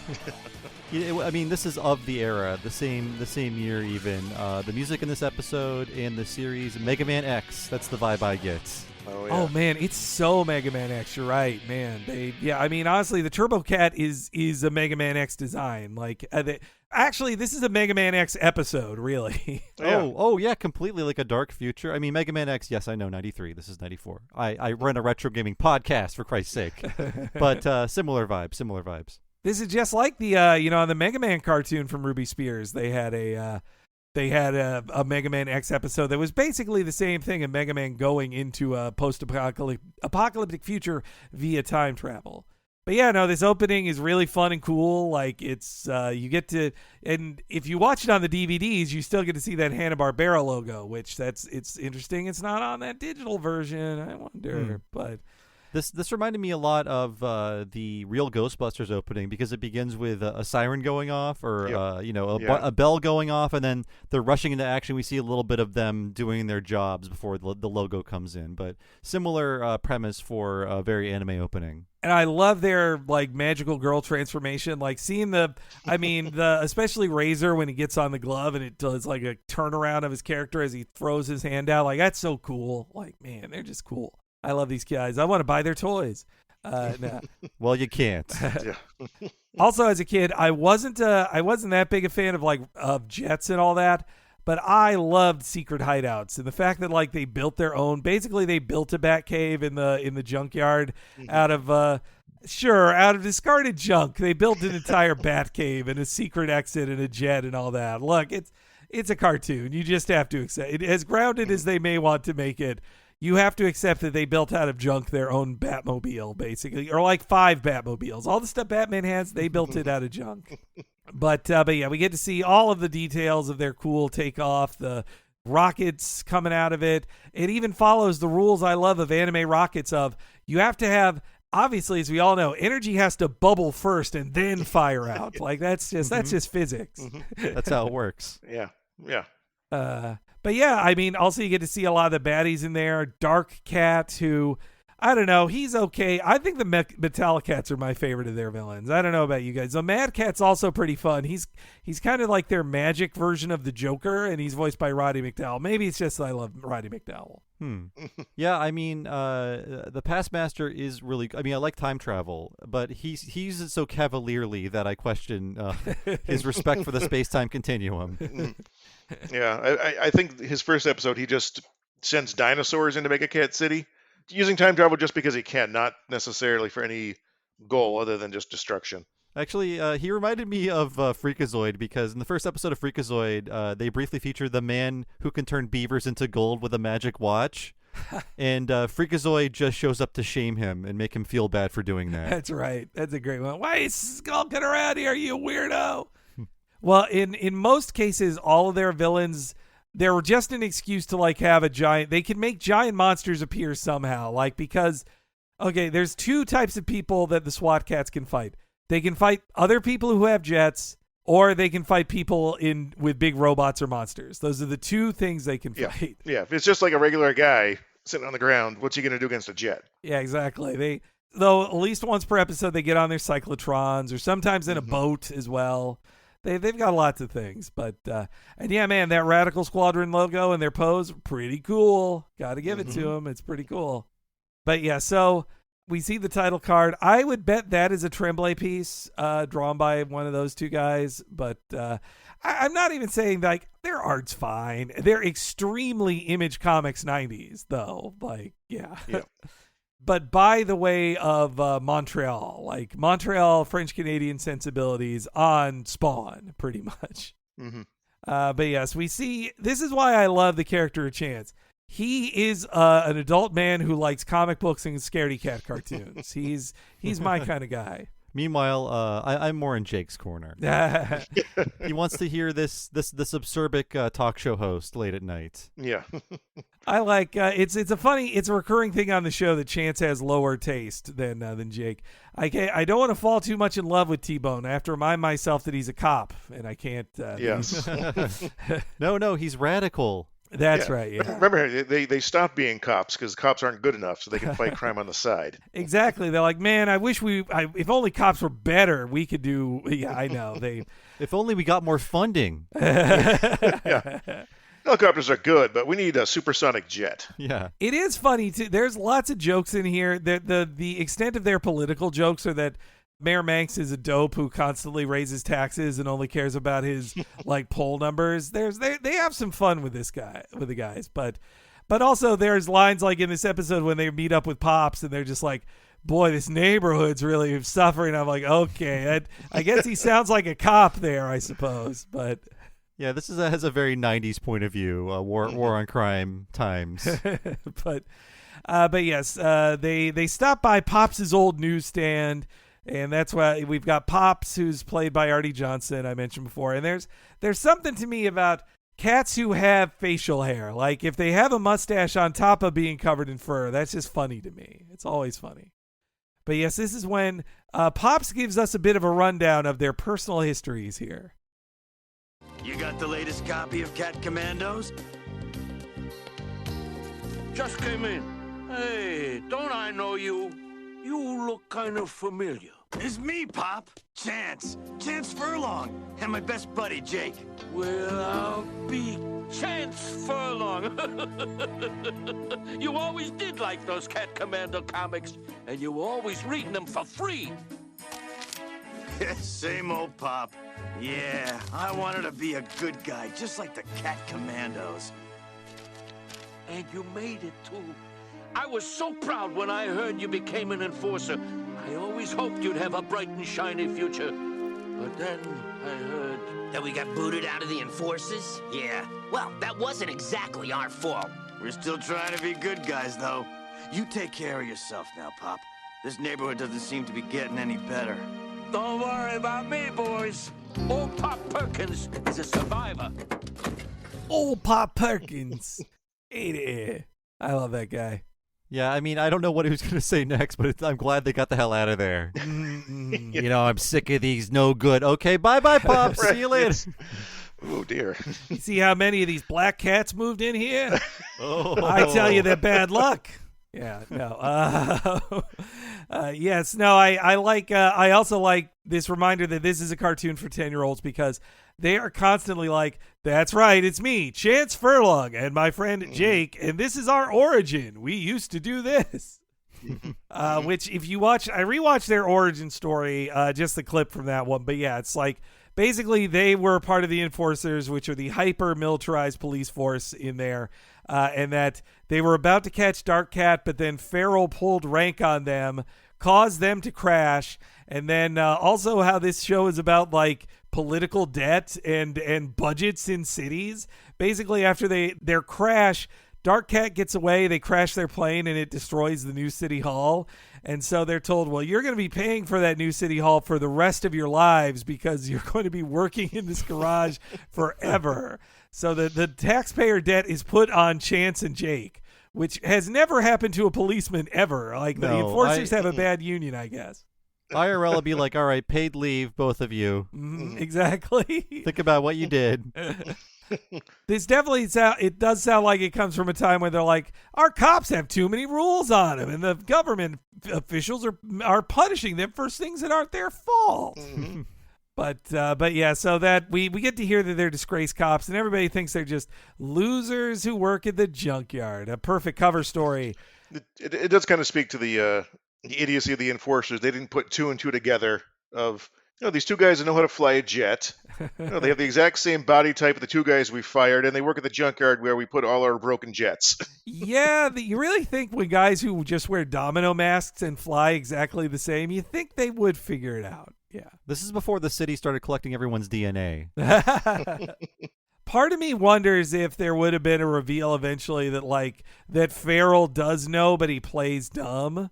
Maybe, or I definitely think Callie knows. I think Callie figures it out. She's no idiot. But yeah, we see them drive away, and then again when they get their call in to help, like they have like basically a Batmobile style transformation. Like it's such a cool anime transformation on their junk truck. It's so cool, tow truck. What happened to the thing they're towing though? Yeah, I feel bad whoever's car that was. Yeah, you just dump it. Yeah. Leave you in that bad neighborhood. There is a recurring gag in the show that they're actually bad at their jobs, and they or there's one where they help a little old lady and they supercharge her car, like they fix it too good, and she is like driving 100 miles an hour. Though also speaking of there's many times where the episode ends where the Turbo Cat is just fully destroyed, and then they say, well, the city's going to have to pay for our new jet. I was like, well, okay, how does that that's why the episode has to end right there, because I'm like, how do they do that? How do they buy a secret new jet for these guys? But yes, the good old Miss Briggs calls them into action. SWAT Kats, come in. Yes, Miss Briggs. I'm on Old Mega Cat Bridge. It's the Past Master. He's back. And yeah, they usually they get called into action in some way by Callie every episode. And as far as relationships, we get a little tease of that later. But Callie definitely, I think, is more into Razor than T-Bone. I think she just sees T-Bone as a friend. Though, but that's why, like you said, Andrew, earlier, that's why they invented Felina, so T-Bone would have his own girl instead. Yeah.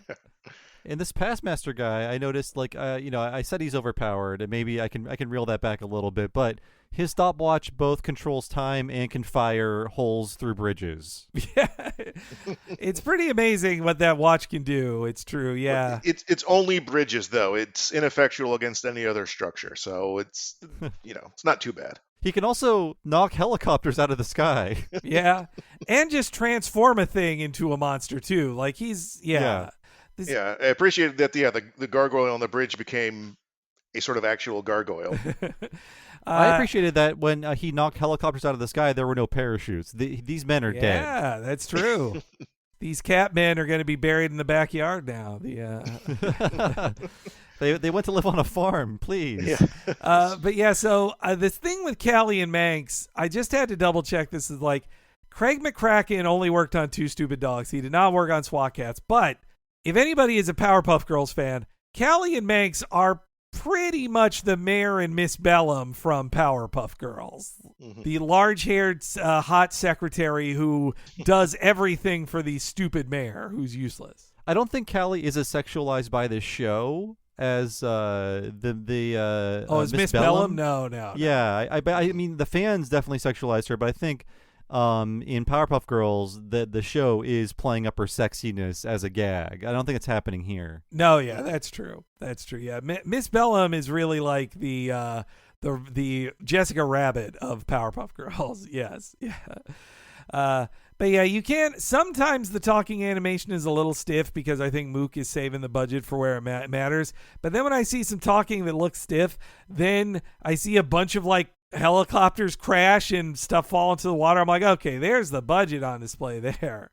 And so, yes, here's where Felina enters, though. And fortunately, I don't need to explain her background because Farrell does it all for us. You puny enforcers can't stop the past master. Why don't you call in the SWAT Kats? This is one enforcer who doesn't need any help. I can handle that little troll myself. Felina, didn't I give you orders to stay put? Can't hear you, Uncle. It's too windy. Call you back after I throw a net over this creep. Felina! I should throw that niece of mine off the force, but my brother would never speak to me again. And she's too good an enforcer. Your history, past master. I'm bringing you in. Ah!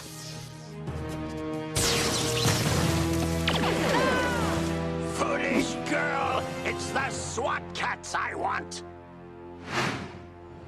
You got him, past master. Where can we drop you off, Lieutenant? Thanks, but I can find my own way down. This is really the Poochie of the show as a new character because, I mean, it's giving her backstory, but God damn it, she's great. I love her. Hats off to you, Felina. Even I have to respect her. Yeah. Also, incredible flying by them to catch her with their wing and like not break any bones on her too. It's pretty impressive. Hey, cats can fall a pretty long distance, right? You're right. That's true. Yeah. I should have think of that. Yeah. They also, it's nice. Like most of the cats do wear shoes, but the SWAT Kats do have like exposed feet. So no, they have cat paws pretty much too. But yeah, the Felina, I kind of like her. She's fun. I like that she has kind of a strong jawline, which would not be normally how you would draw hot ladies back then. So I like that about her. And she kind of has some sideburns, which I think, I don't think they're necessarily drawn to be sideburns, but just like tufts of hair on the side that are just like, a nice little stylistic choice to kind of, set her apart from some of the other cats that they draw on the show.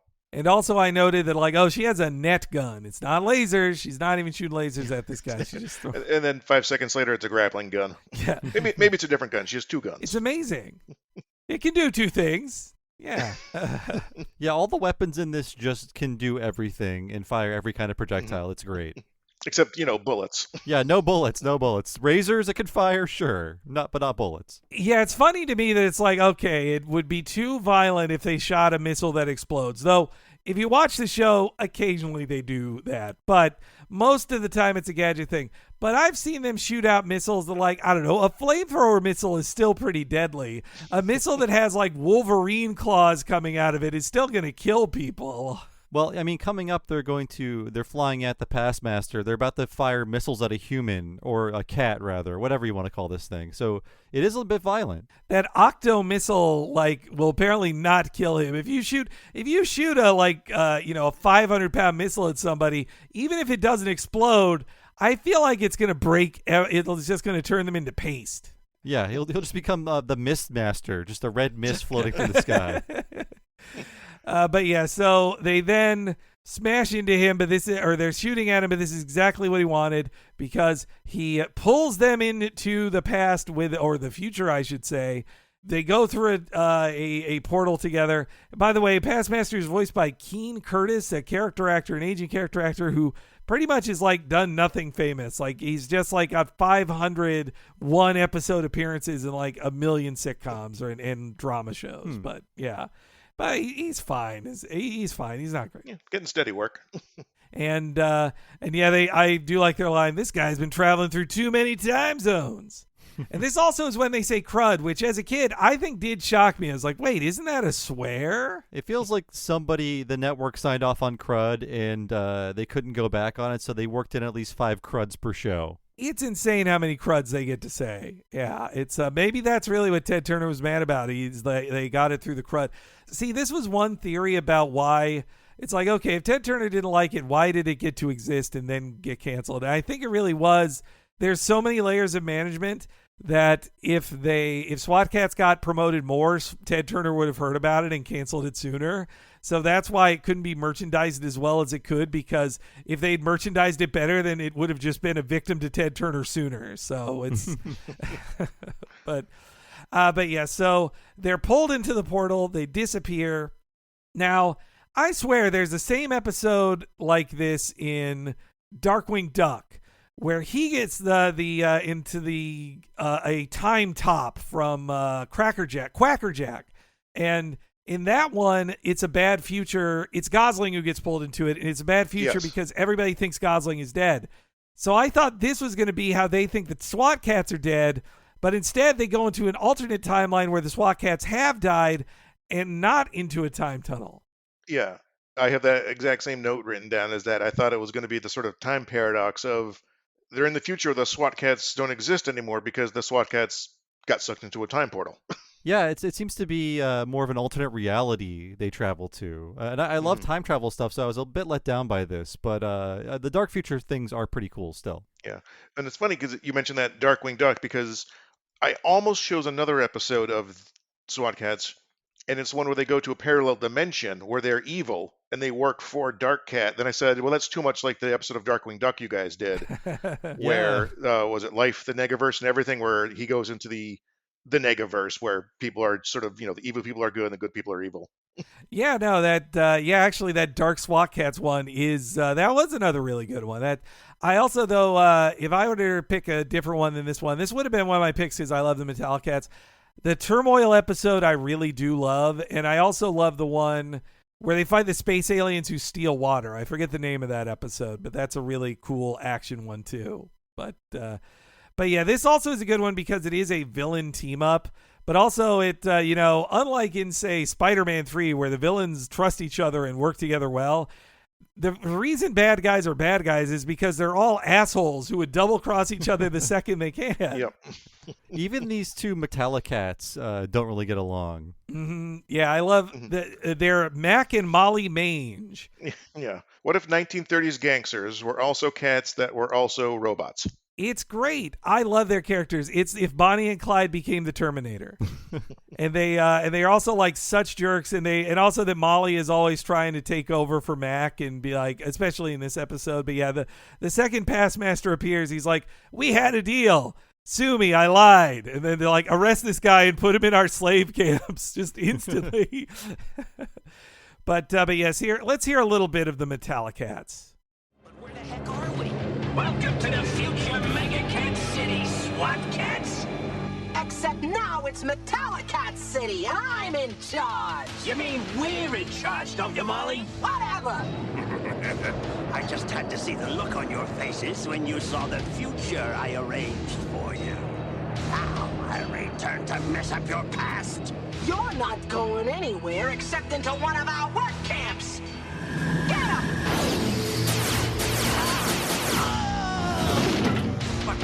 But I helped you take over the city so I could destroy the SWAT Kats for all time.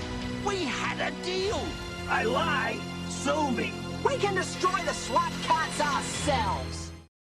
And what a loser he looks like as soon as he's separated from his clock. He's like, "Hey, come on."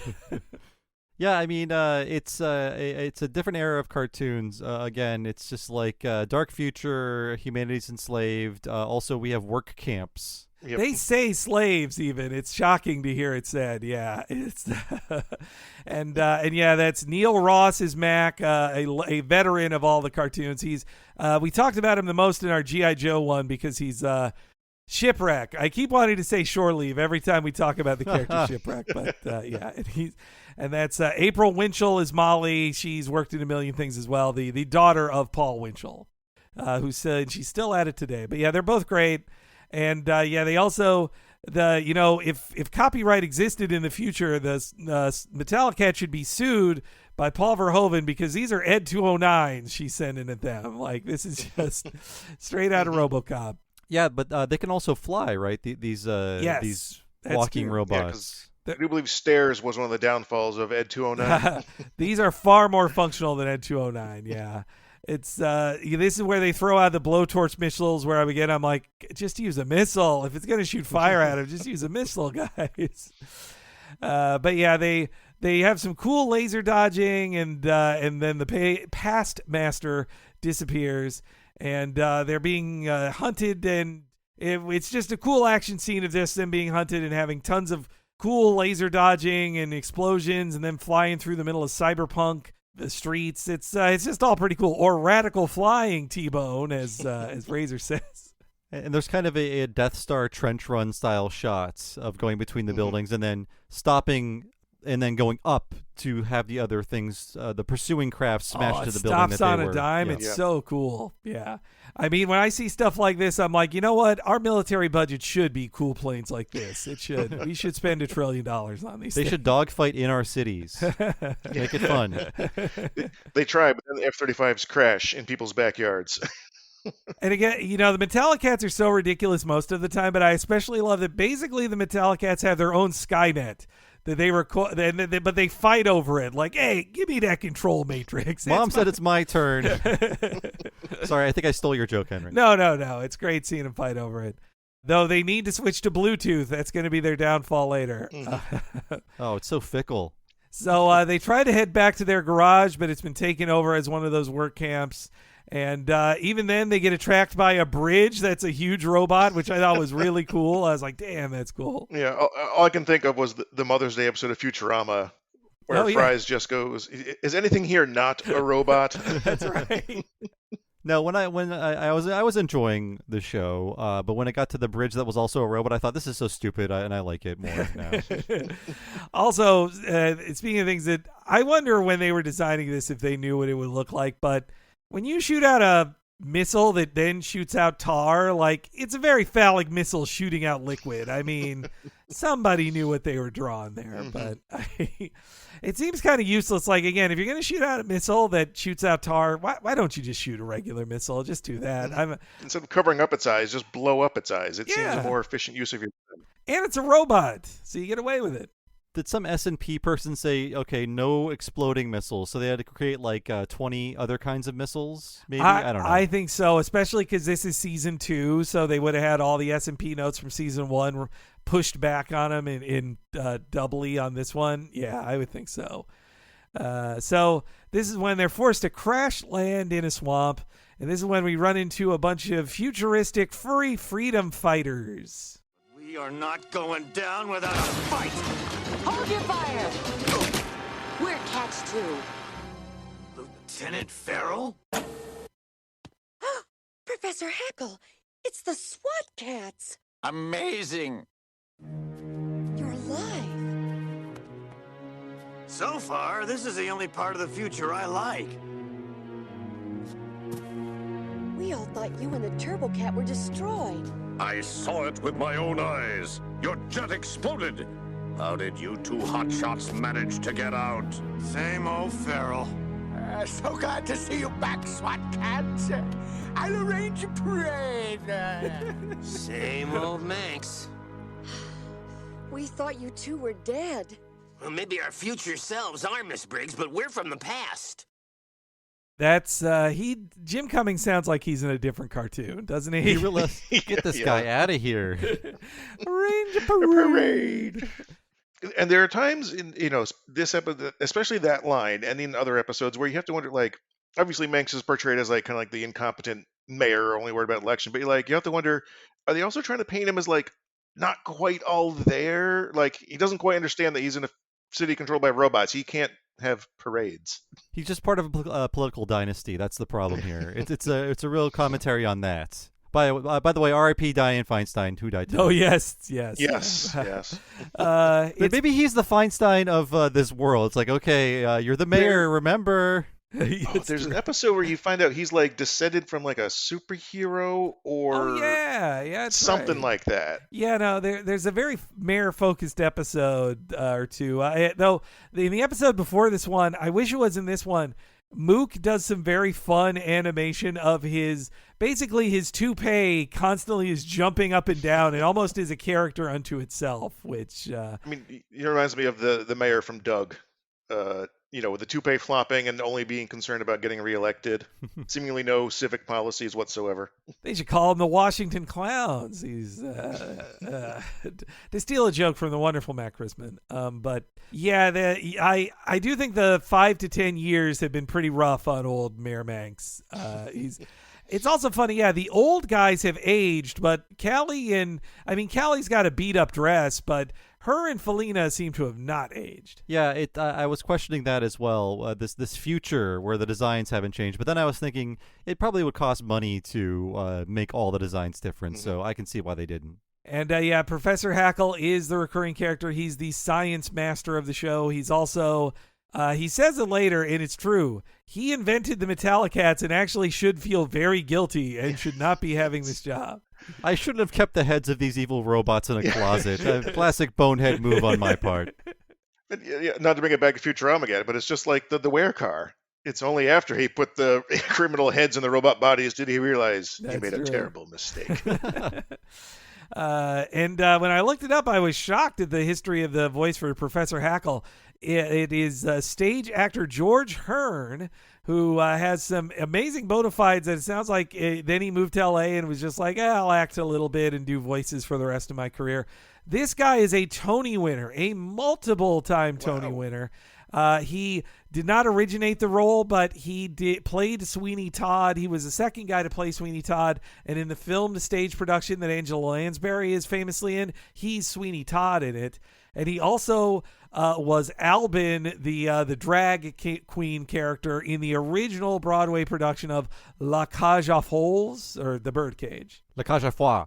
La Cage aux Folles. I never said The will Birdcage. Yeah, The Birdcage, yeah. Well, see, the originator in The Birdcage is Nathan Lane, so the official, for the French I think title. I said it wrong, too, by the way. Okay. So no one check me on that. But yeah, basically he originated the Nathan Lane role and won a Tony for it. That's who is voicing old Professor Hackle. Like it seems he's overqualified, I would say. But yeah, this is when we see the flashback. Not only do we see their death, but also, yes, a really Tano circus here. And also, speaking of Mega Man, this is the plot of Mega Man. Dr. Light built all the good robots, and then Wily took him over. Yeah, Dr. Hackle is just Dr. Light. Though then again, I can't even say that Mega Man was just ripping off Astro Boy. So because Dr. Ochano Mizu built all the good robots, and then they get turned evil. And so Mega Man, of course, is just a giant ripoff of Mighty Atom / Astro Boy. But well, yeah, but like you said, Bob, there's a really good Itano circus in here. Like the animators are like, you know what, we want to do our own Macross scene. This is basically Macross. Let's just do that. It's Itano Circus followed by 9/11, and Itano Circus, by the way, it's whenever a bunch of missiles are chasing something and going every which way. Very complicated. It's named after the guy who pioneered that kind of move, that animation move. And even our friends Toby Jones, who did the very anime, several of the very anime episodes of regular show, made sure to put Itano circuses in those episodes. And and I guess Robert Alvarez directed both of these things on the U.S. side, didn't he? I'm just thinking of that now. That's true. Yep. But yeah, isn't it crazy to watch the SWAT Kats explode on screen and just be told, like, yep, they died. It is maybe a different timeline, but they are dead. Yes, you just saw two men die on the screen. Now, who wants Lucky Charms? Yeah. Also, I do laugh at the funny phrase of small band of resistance cat fighters. Like, that's such a funny line. But yes, then just not unlike in The Simpsons, in that clip show of the musical moments where For every commercial break, something dangerous has to show up. The copters show up right at like, oh, commercial break time. They got to be caught in the swamp. They then have a fun fight out in the swamp where they barely dodge things, and they their arm cannons kind of goo up guys with the mini cement. The cement rocket launchers, like, again, it just feels like they can't just shoot bullets. They can't directly shoot things. They still got all these rules. But during the big fracas, there's some cool explosions. And then, even though it's an alternate future, some things are still true. Callie and Manx are held hostage once more, which happens in, I'd say, half the episodes of this show. Usually one or both of them is held captive. Well, Manx is just a confused old man. I think Callie should have, like, just maybe a little gun in her purse or something. Yeah, at this point, you ought to have learned her lesson. Maybe it's the future. The robots took all the guns. Well, you see, she doesn't even have a second dress. She's wearing just her beat-up old business dress at this point. Yeah, I feel like it's not a good uniform for being a resistance fighter. Yeah, that tight dress is going to make it hard to run. There's, in the previous episode before this one, she has a lot more action in it, and she's wearing more of like a jazzercise kind of like sweatpants outfit, and has much higher hair. Her hair is drawn very high in that episode. But yeah, so they get kidnapped. They decide they need to fix the Turbo Cat, which conveniently they have all the tools they need right there in the back of a van. But this is when the Metallicats, now that they've kidnapped their friends, there's another funny bit of like Max just going like, all right, let's kill them right now. And Molly has to explain, no, they can be exchanged for goods and services. They can help us kill others. But perhaps if we all work together, we can fix your jet. Cool setup, Professor. Once an inventor, always an inventor. Glad you two could finally join us. Let's get rid of them. No, stupid. They're gonna help us round up all the stray cats. Don't turn on the camera. All right, you're on. Attention! This is Molly Mange, ruler of Metallicat City. With a warning to all non-metallic creatures. You must give yourselves up by sunrise, all right? Wait! Whatever. We will destroy the mayor and deputy mayor. That's my watch! I want it back! See all you cat wimps by sunrise! We're out of repair time, buddy. Roger that. We're going in. Not the finest moment for Passmaster. I love it's just fruitless anger, like, I want it. It reminds me of like the Leprechaun or just some other, small, angry little creature. Yeah. And yeah, that Molly is really in her girl boss phase here, though. That I like that she's got the watch and she's just using it to keep time. Like, you got till 6 a.m. putting the watch in the camera there. Does she know the watch does other things? I would guess only the Passmaster can control it, let's say. But they split up. They get on the cyclotrons, which are also really cool. I always love watching the cyclotrons like pop out of the bottom of it.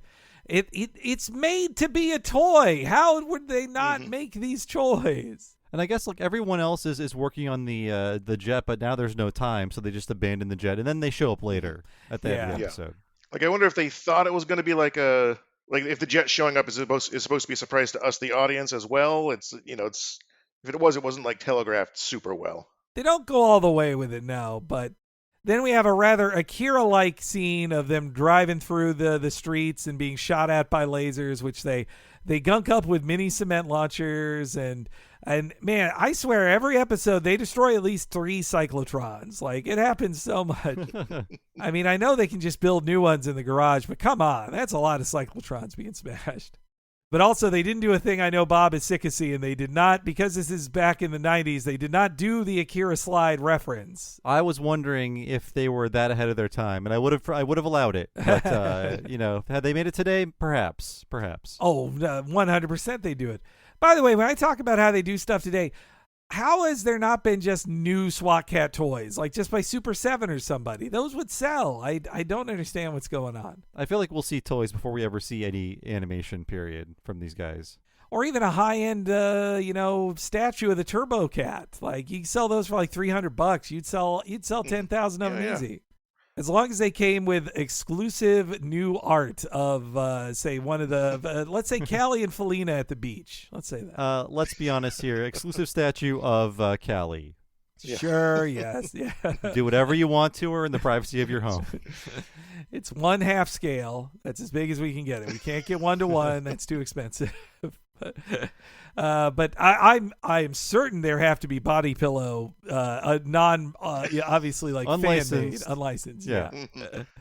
But yeah, so they have some fun fighting here. Cool explosions all around and action. Oh man, the backgrounds. I think they only did like 4 different fast backgrounds, but they get a lot of work out of just like anime speed lines and flashes of stuff behind them. There's a few times in here I'm like, boy, this was before Pikachu gave everybody epilepsy in this episode. And this is when they happen to run into Pops, which I feel like they lost the plot on Pop in this episode. I think it is Pops. I think it's plural. But when they run into him, it's just like, oh, okay. Are we supposed to remember this guy? We haven't seen him in a while here, but he did say nothing can get rid of him. Even he's still. I like to think he's still running that newsstand, just selling papers to robots. Yeah, there are Terminators stalking the streets. He's like, I ain't going nowhere. Somebody's got to buy this issue of Cracked. He even has on his apron and the coin return thing too, not just any. But yes, finally they've caught up with him, and this is when he gets saved. The thing even says, I thought he was going to say resistance is futile, but he says resistance will meet with termination, which really is just jamming up two famous killer robot lines together. I guess, yeah, we did have the Borg by 93, so... Oh, yeah. And definitely Glenn Leopold was watching Star Trek. But yeah, so then I had one other time I had to laugh at how they avoid violence in this, even in a very violent cartoon. Seemingly, they pull out their things to be like, okay, look, it's self-defense. You guys can shoot stuff at this guy. But no, they point their guns and then point up and shoot it at an electric cable that then can zap the guy. Let's play with electricity, kids. Yeah, how is that not dangerous? But yes, this is when Pops almost recognizes their secret identities. Pop, are you okay? Do I know you? Oh! Alert! 3 non-metallic life forms in sector... I want my watch! This is your fault! I want out of this awful future! I want my watch! Not so tough with that, or are you? Calm down, or we're all gonna wind up in a Metallicat work camp. I want my watch! Help me get it, and I'll get you out of this tin can time zone. Fine, then you'll have to help us get in to defeat the Metallicats. And I have an idea that's just crazy enough to work. So the idea he had is ripping off Star Wars. That's the idea he had. Thankfully, these suits could be hollowed out and they could fit inside of them. Yes. Everyone knows robots are just the outside. Yeah. And perfectly, even though they're much taller than both of them, it all works out just fine. I mean, the artifice of it is so funny of when they get out of the suits, they put out one buzzsaw each and then it just falls off them and you just go like, whatever. But only when hearing it now, I'm just like, oh yeah, all of Passmaster's lines are, I want my watch. That's all he can say. But yeah, so they dress up. They basically do the scene of Star Wars of the guys dressed up as stormtroopers and with Chewbacca. Though I do like that the Metallicats are extra dumb. They're just like, well, let him in. Let's kill this guy. They didn't stop to notice that these robots aren't connected to their robot control helmet. Yeah, they're quite. It does fit with them being that stupid, you know. But though also I like that even the Passmaster is too stupid to go along with the plan. He's just like, I'm sick of this. Like, shut up. I want my watch. So yes, the Metallicats are about to kill him, but this is when their subterfuge is revealed because they get distracted by the SWAT Kats ship showing up. That then distracts them. They get cut off from the Matrix. And it's also crazy to see Farrell flying the SWAT Kat ship, too. That's pretty nuts. But after instantly removing their outfits, then Hackle just walks into the building because all the robots are shut down. Such a weird shot of him casually walking in past the robots. I did think, where did he come from? Is there some express elevator? Yeah. He took a taxi there, I guess, and just showed up. And also, once he's in there, he can instantly... I mean, look, I know he built it all, but still, it's like... Oh, I just need. He basically turns the switch from evil to good. Is what he does. Also, talk about violence. When the Metallic Cats escape, they shoot like 100 lasers at them, but don't hit anything. But it's cool how many lasers they shoot. But yeah, so they escape. They have to chase. Unfortunately, they get into another flying machine so they can chase them in a jet. Like, that's very useful. And yeah, so they get in the ships. Felina and Farrell trade off. And then again, instead of just shooting the missile at the helicopter and being done with it, they instead shoot a bolo missile at it so it's tied up to forcing them to land, and they fall out gently and safely. And they're caught by the robot bridge, right? The robot bridge is turned good and has caught them and then just takes away their guns, and they're going to jail. It's like, you can't put eternal robots in jail. Just turn them off. Crush their heads. Melt them down. But the professor, it's actually, yeah, I actually wrote down, Razor even said, the professor sure works fast. Like, yep, he sure does. He sure does. He took back over everything, and everything's back to normal. And but this is when the past master reveals that he's got one more double cross up his sleeve. Destroy those non-metallic SWAT Kats! My reprogramming has begun. From now on, robots and catkind will live in harmony once more. No! Traitor! The professor sure works fast. You're under arrest, Metallic Cats. And I'm leaving. So long, SWAT Kats. Hope you enjoy the future. That double-crossing troll? I expected as much. I think that robot was a bad influence on Past Master here, because I'm sure after getting double-crossed himself, he thought, what if I did that? That seems pretty effective. It's like three layers of double cross in this. You know, it's Metallic Cats double cross the Past Master double crosses. Well, as he tries to double cross the SWAT Kats the first time, exposing the plan, then finally this final time tries to leave him in the future. And then they were ready for that. So he tries to leave in the portal without them, but they follow into it. Just pinching onto his cloak. Yeah, boy, what amazing. He underestimated their ability with UFO catchers. Yes. He can still breathe while being pulled by a jet. It's great. Yeah, that's true as well. Yeah, I also take a close look at that portal and then pull up the Aqua Teen Hunger Force episode Balloonenstein. You might see something very similar. I also had to laugh that once they follow him back in, there isn't an attempt to arrest him like they do with the Metallic Cats. They just go like, well, see you later. They just chuck him in the portal like they shove the guy who can control time into a random time portal. I'm not sure of the wisdom of that. Yeah, it sounds like you're throwing him into the briar patch, basically. Like, yeah, but let's not check up on this. I think there's another Past Master episode after this, so yeah, I believe it. I think things turn out good for him, but when the portal closes behind him, really good anime lightning effects on it too. They pulled out some good effects there. But yes, this is when we have a happy ending and a very quick ending too. As soon as that portal closes, they're like, "Well, we got to get to the credits right now." But here's the happy ending. Now it's time to give our little friend a one-way ticket back to the past.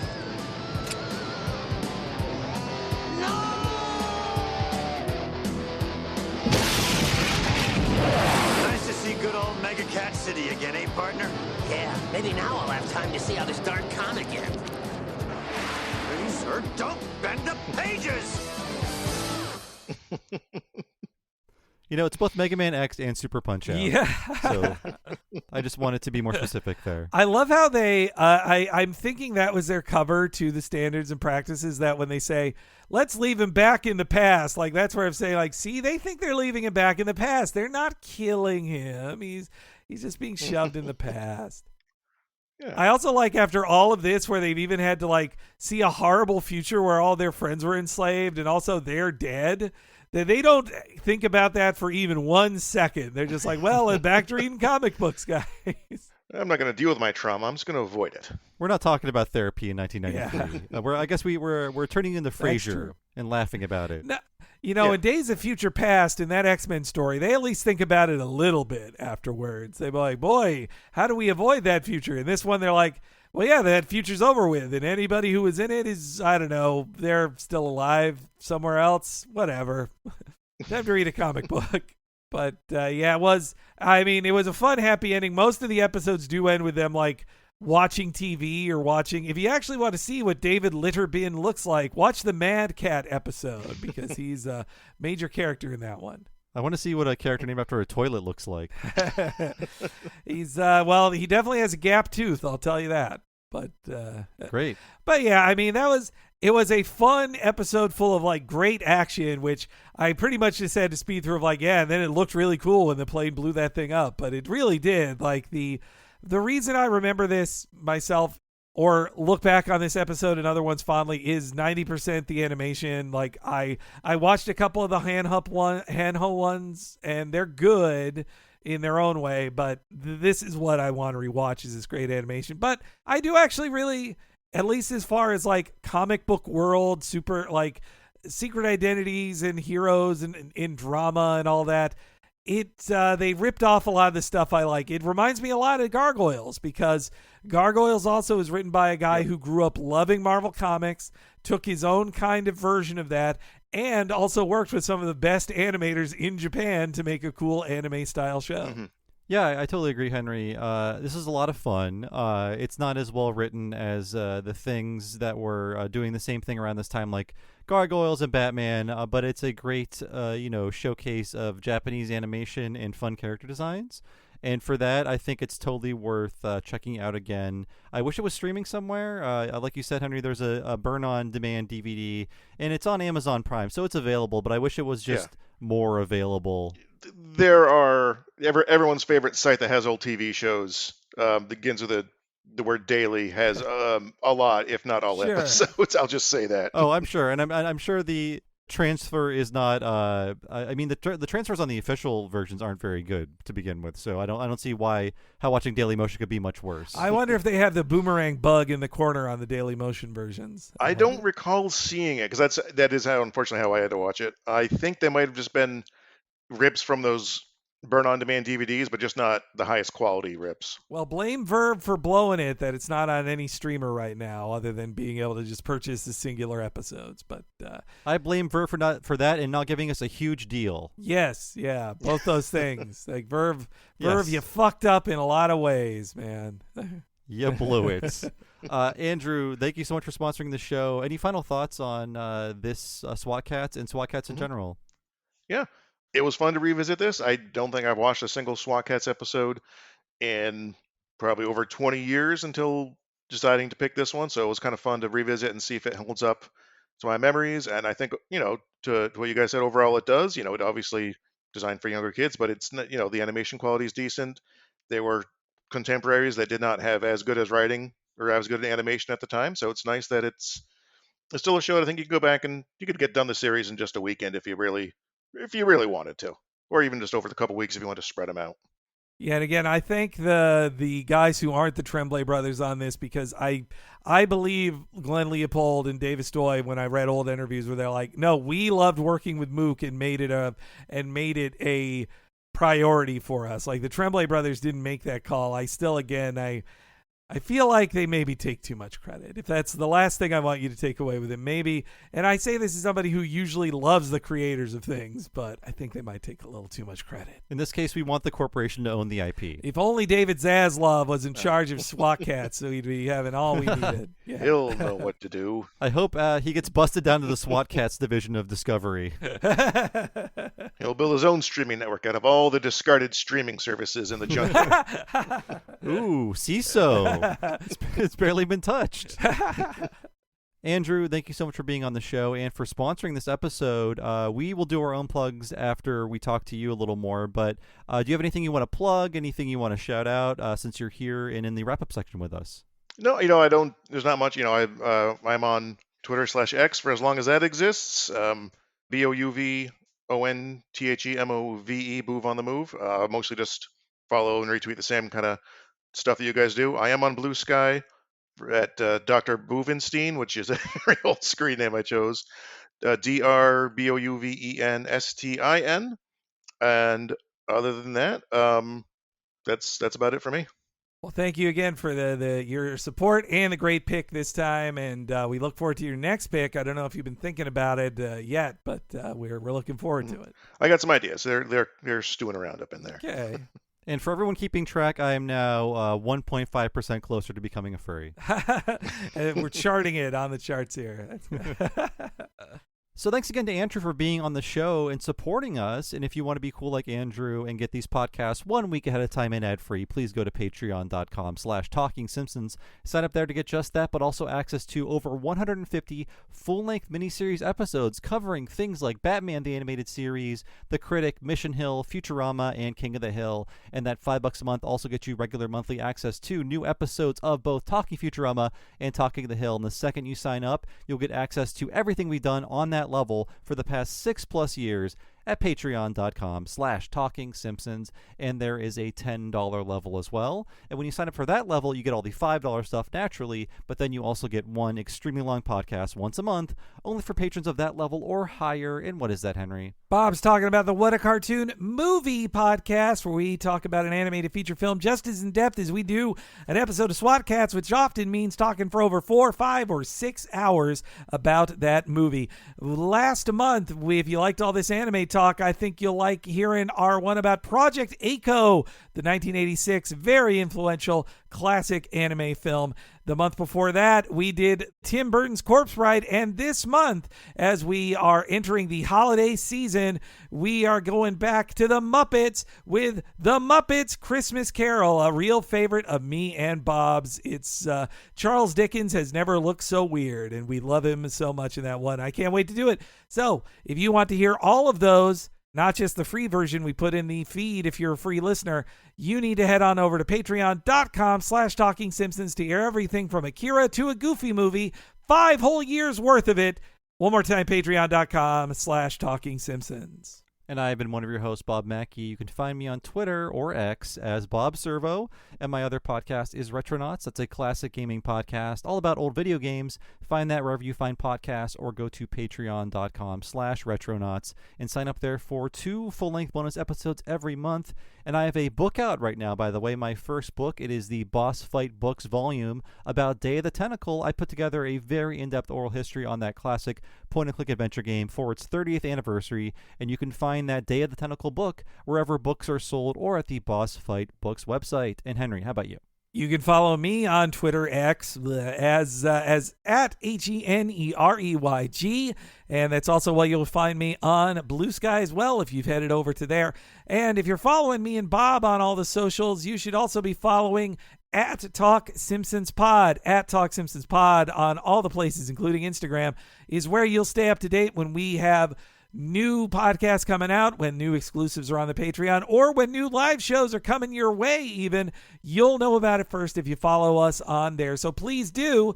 And if you need an easy list of all of our free podcasts we've ever done, head on over to TalkingSimpsonsPodcast.com. Thank you so much for listening, folks. We'll see you again next time for an extended free preview of our What a Cartoon movie episode all about The Muppet Christmas Carol, and we'll see you then.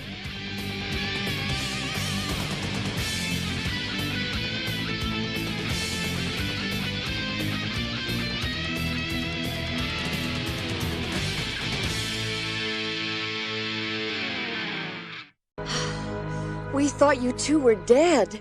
Well, maybe our future selves are, Miss Briggs, but we're from the past. O'Reilly! You've got questions? O'Reilly Auto Parts has answers. Need a pro you can trust? We've got that too. No matter what you need, our professional parts people have the training and expertise to help you do things right. Deep automotive knowledge. Just one part that makes O'Reilly stand apart. The professional parts people. O'Reilly!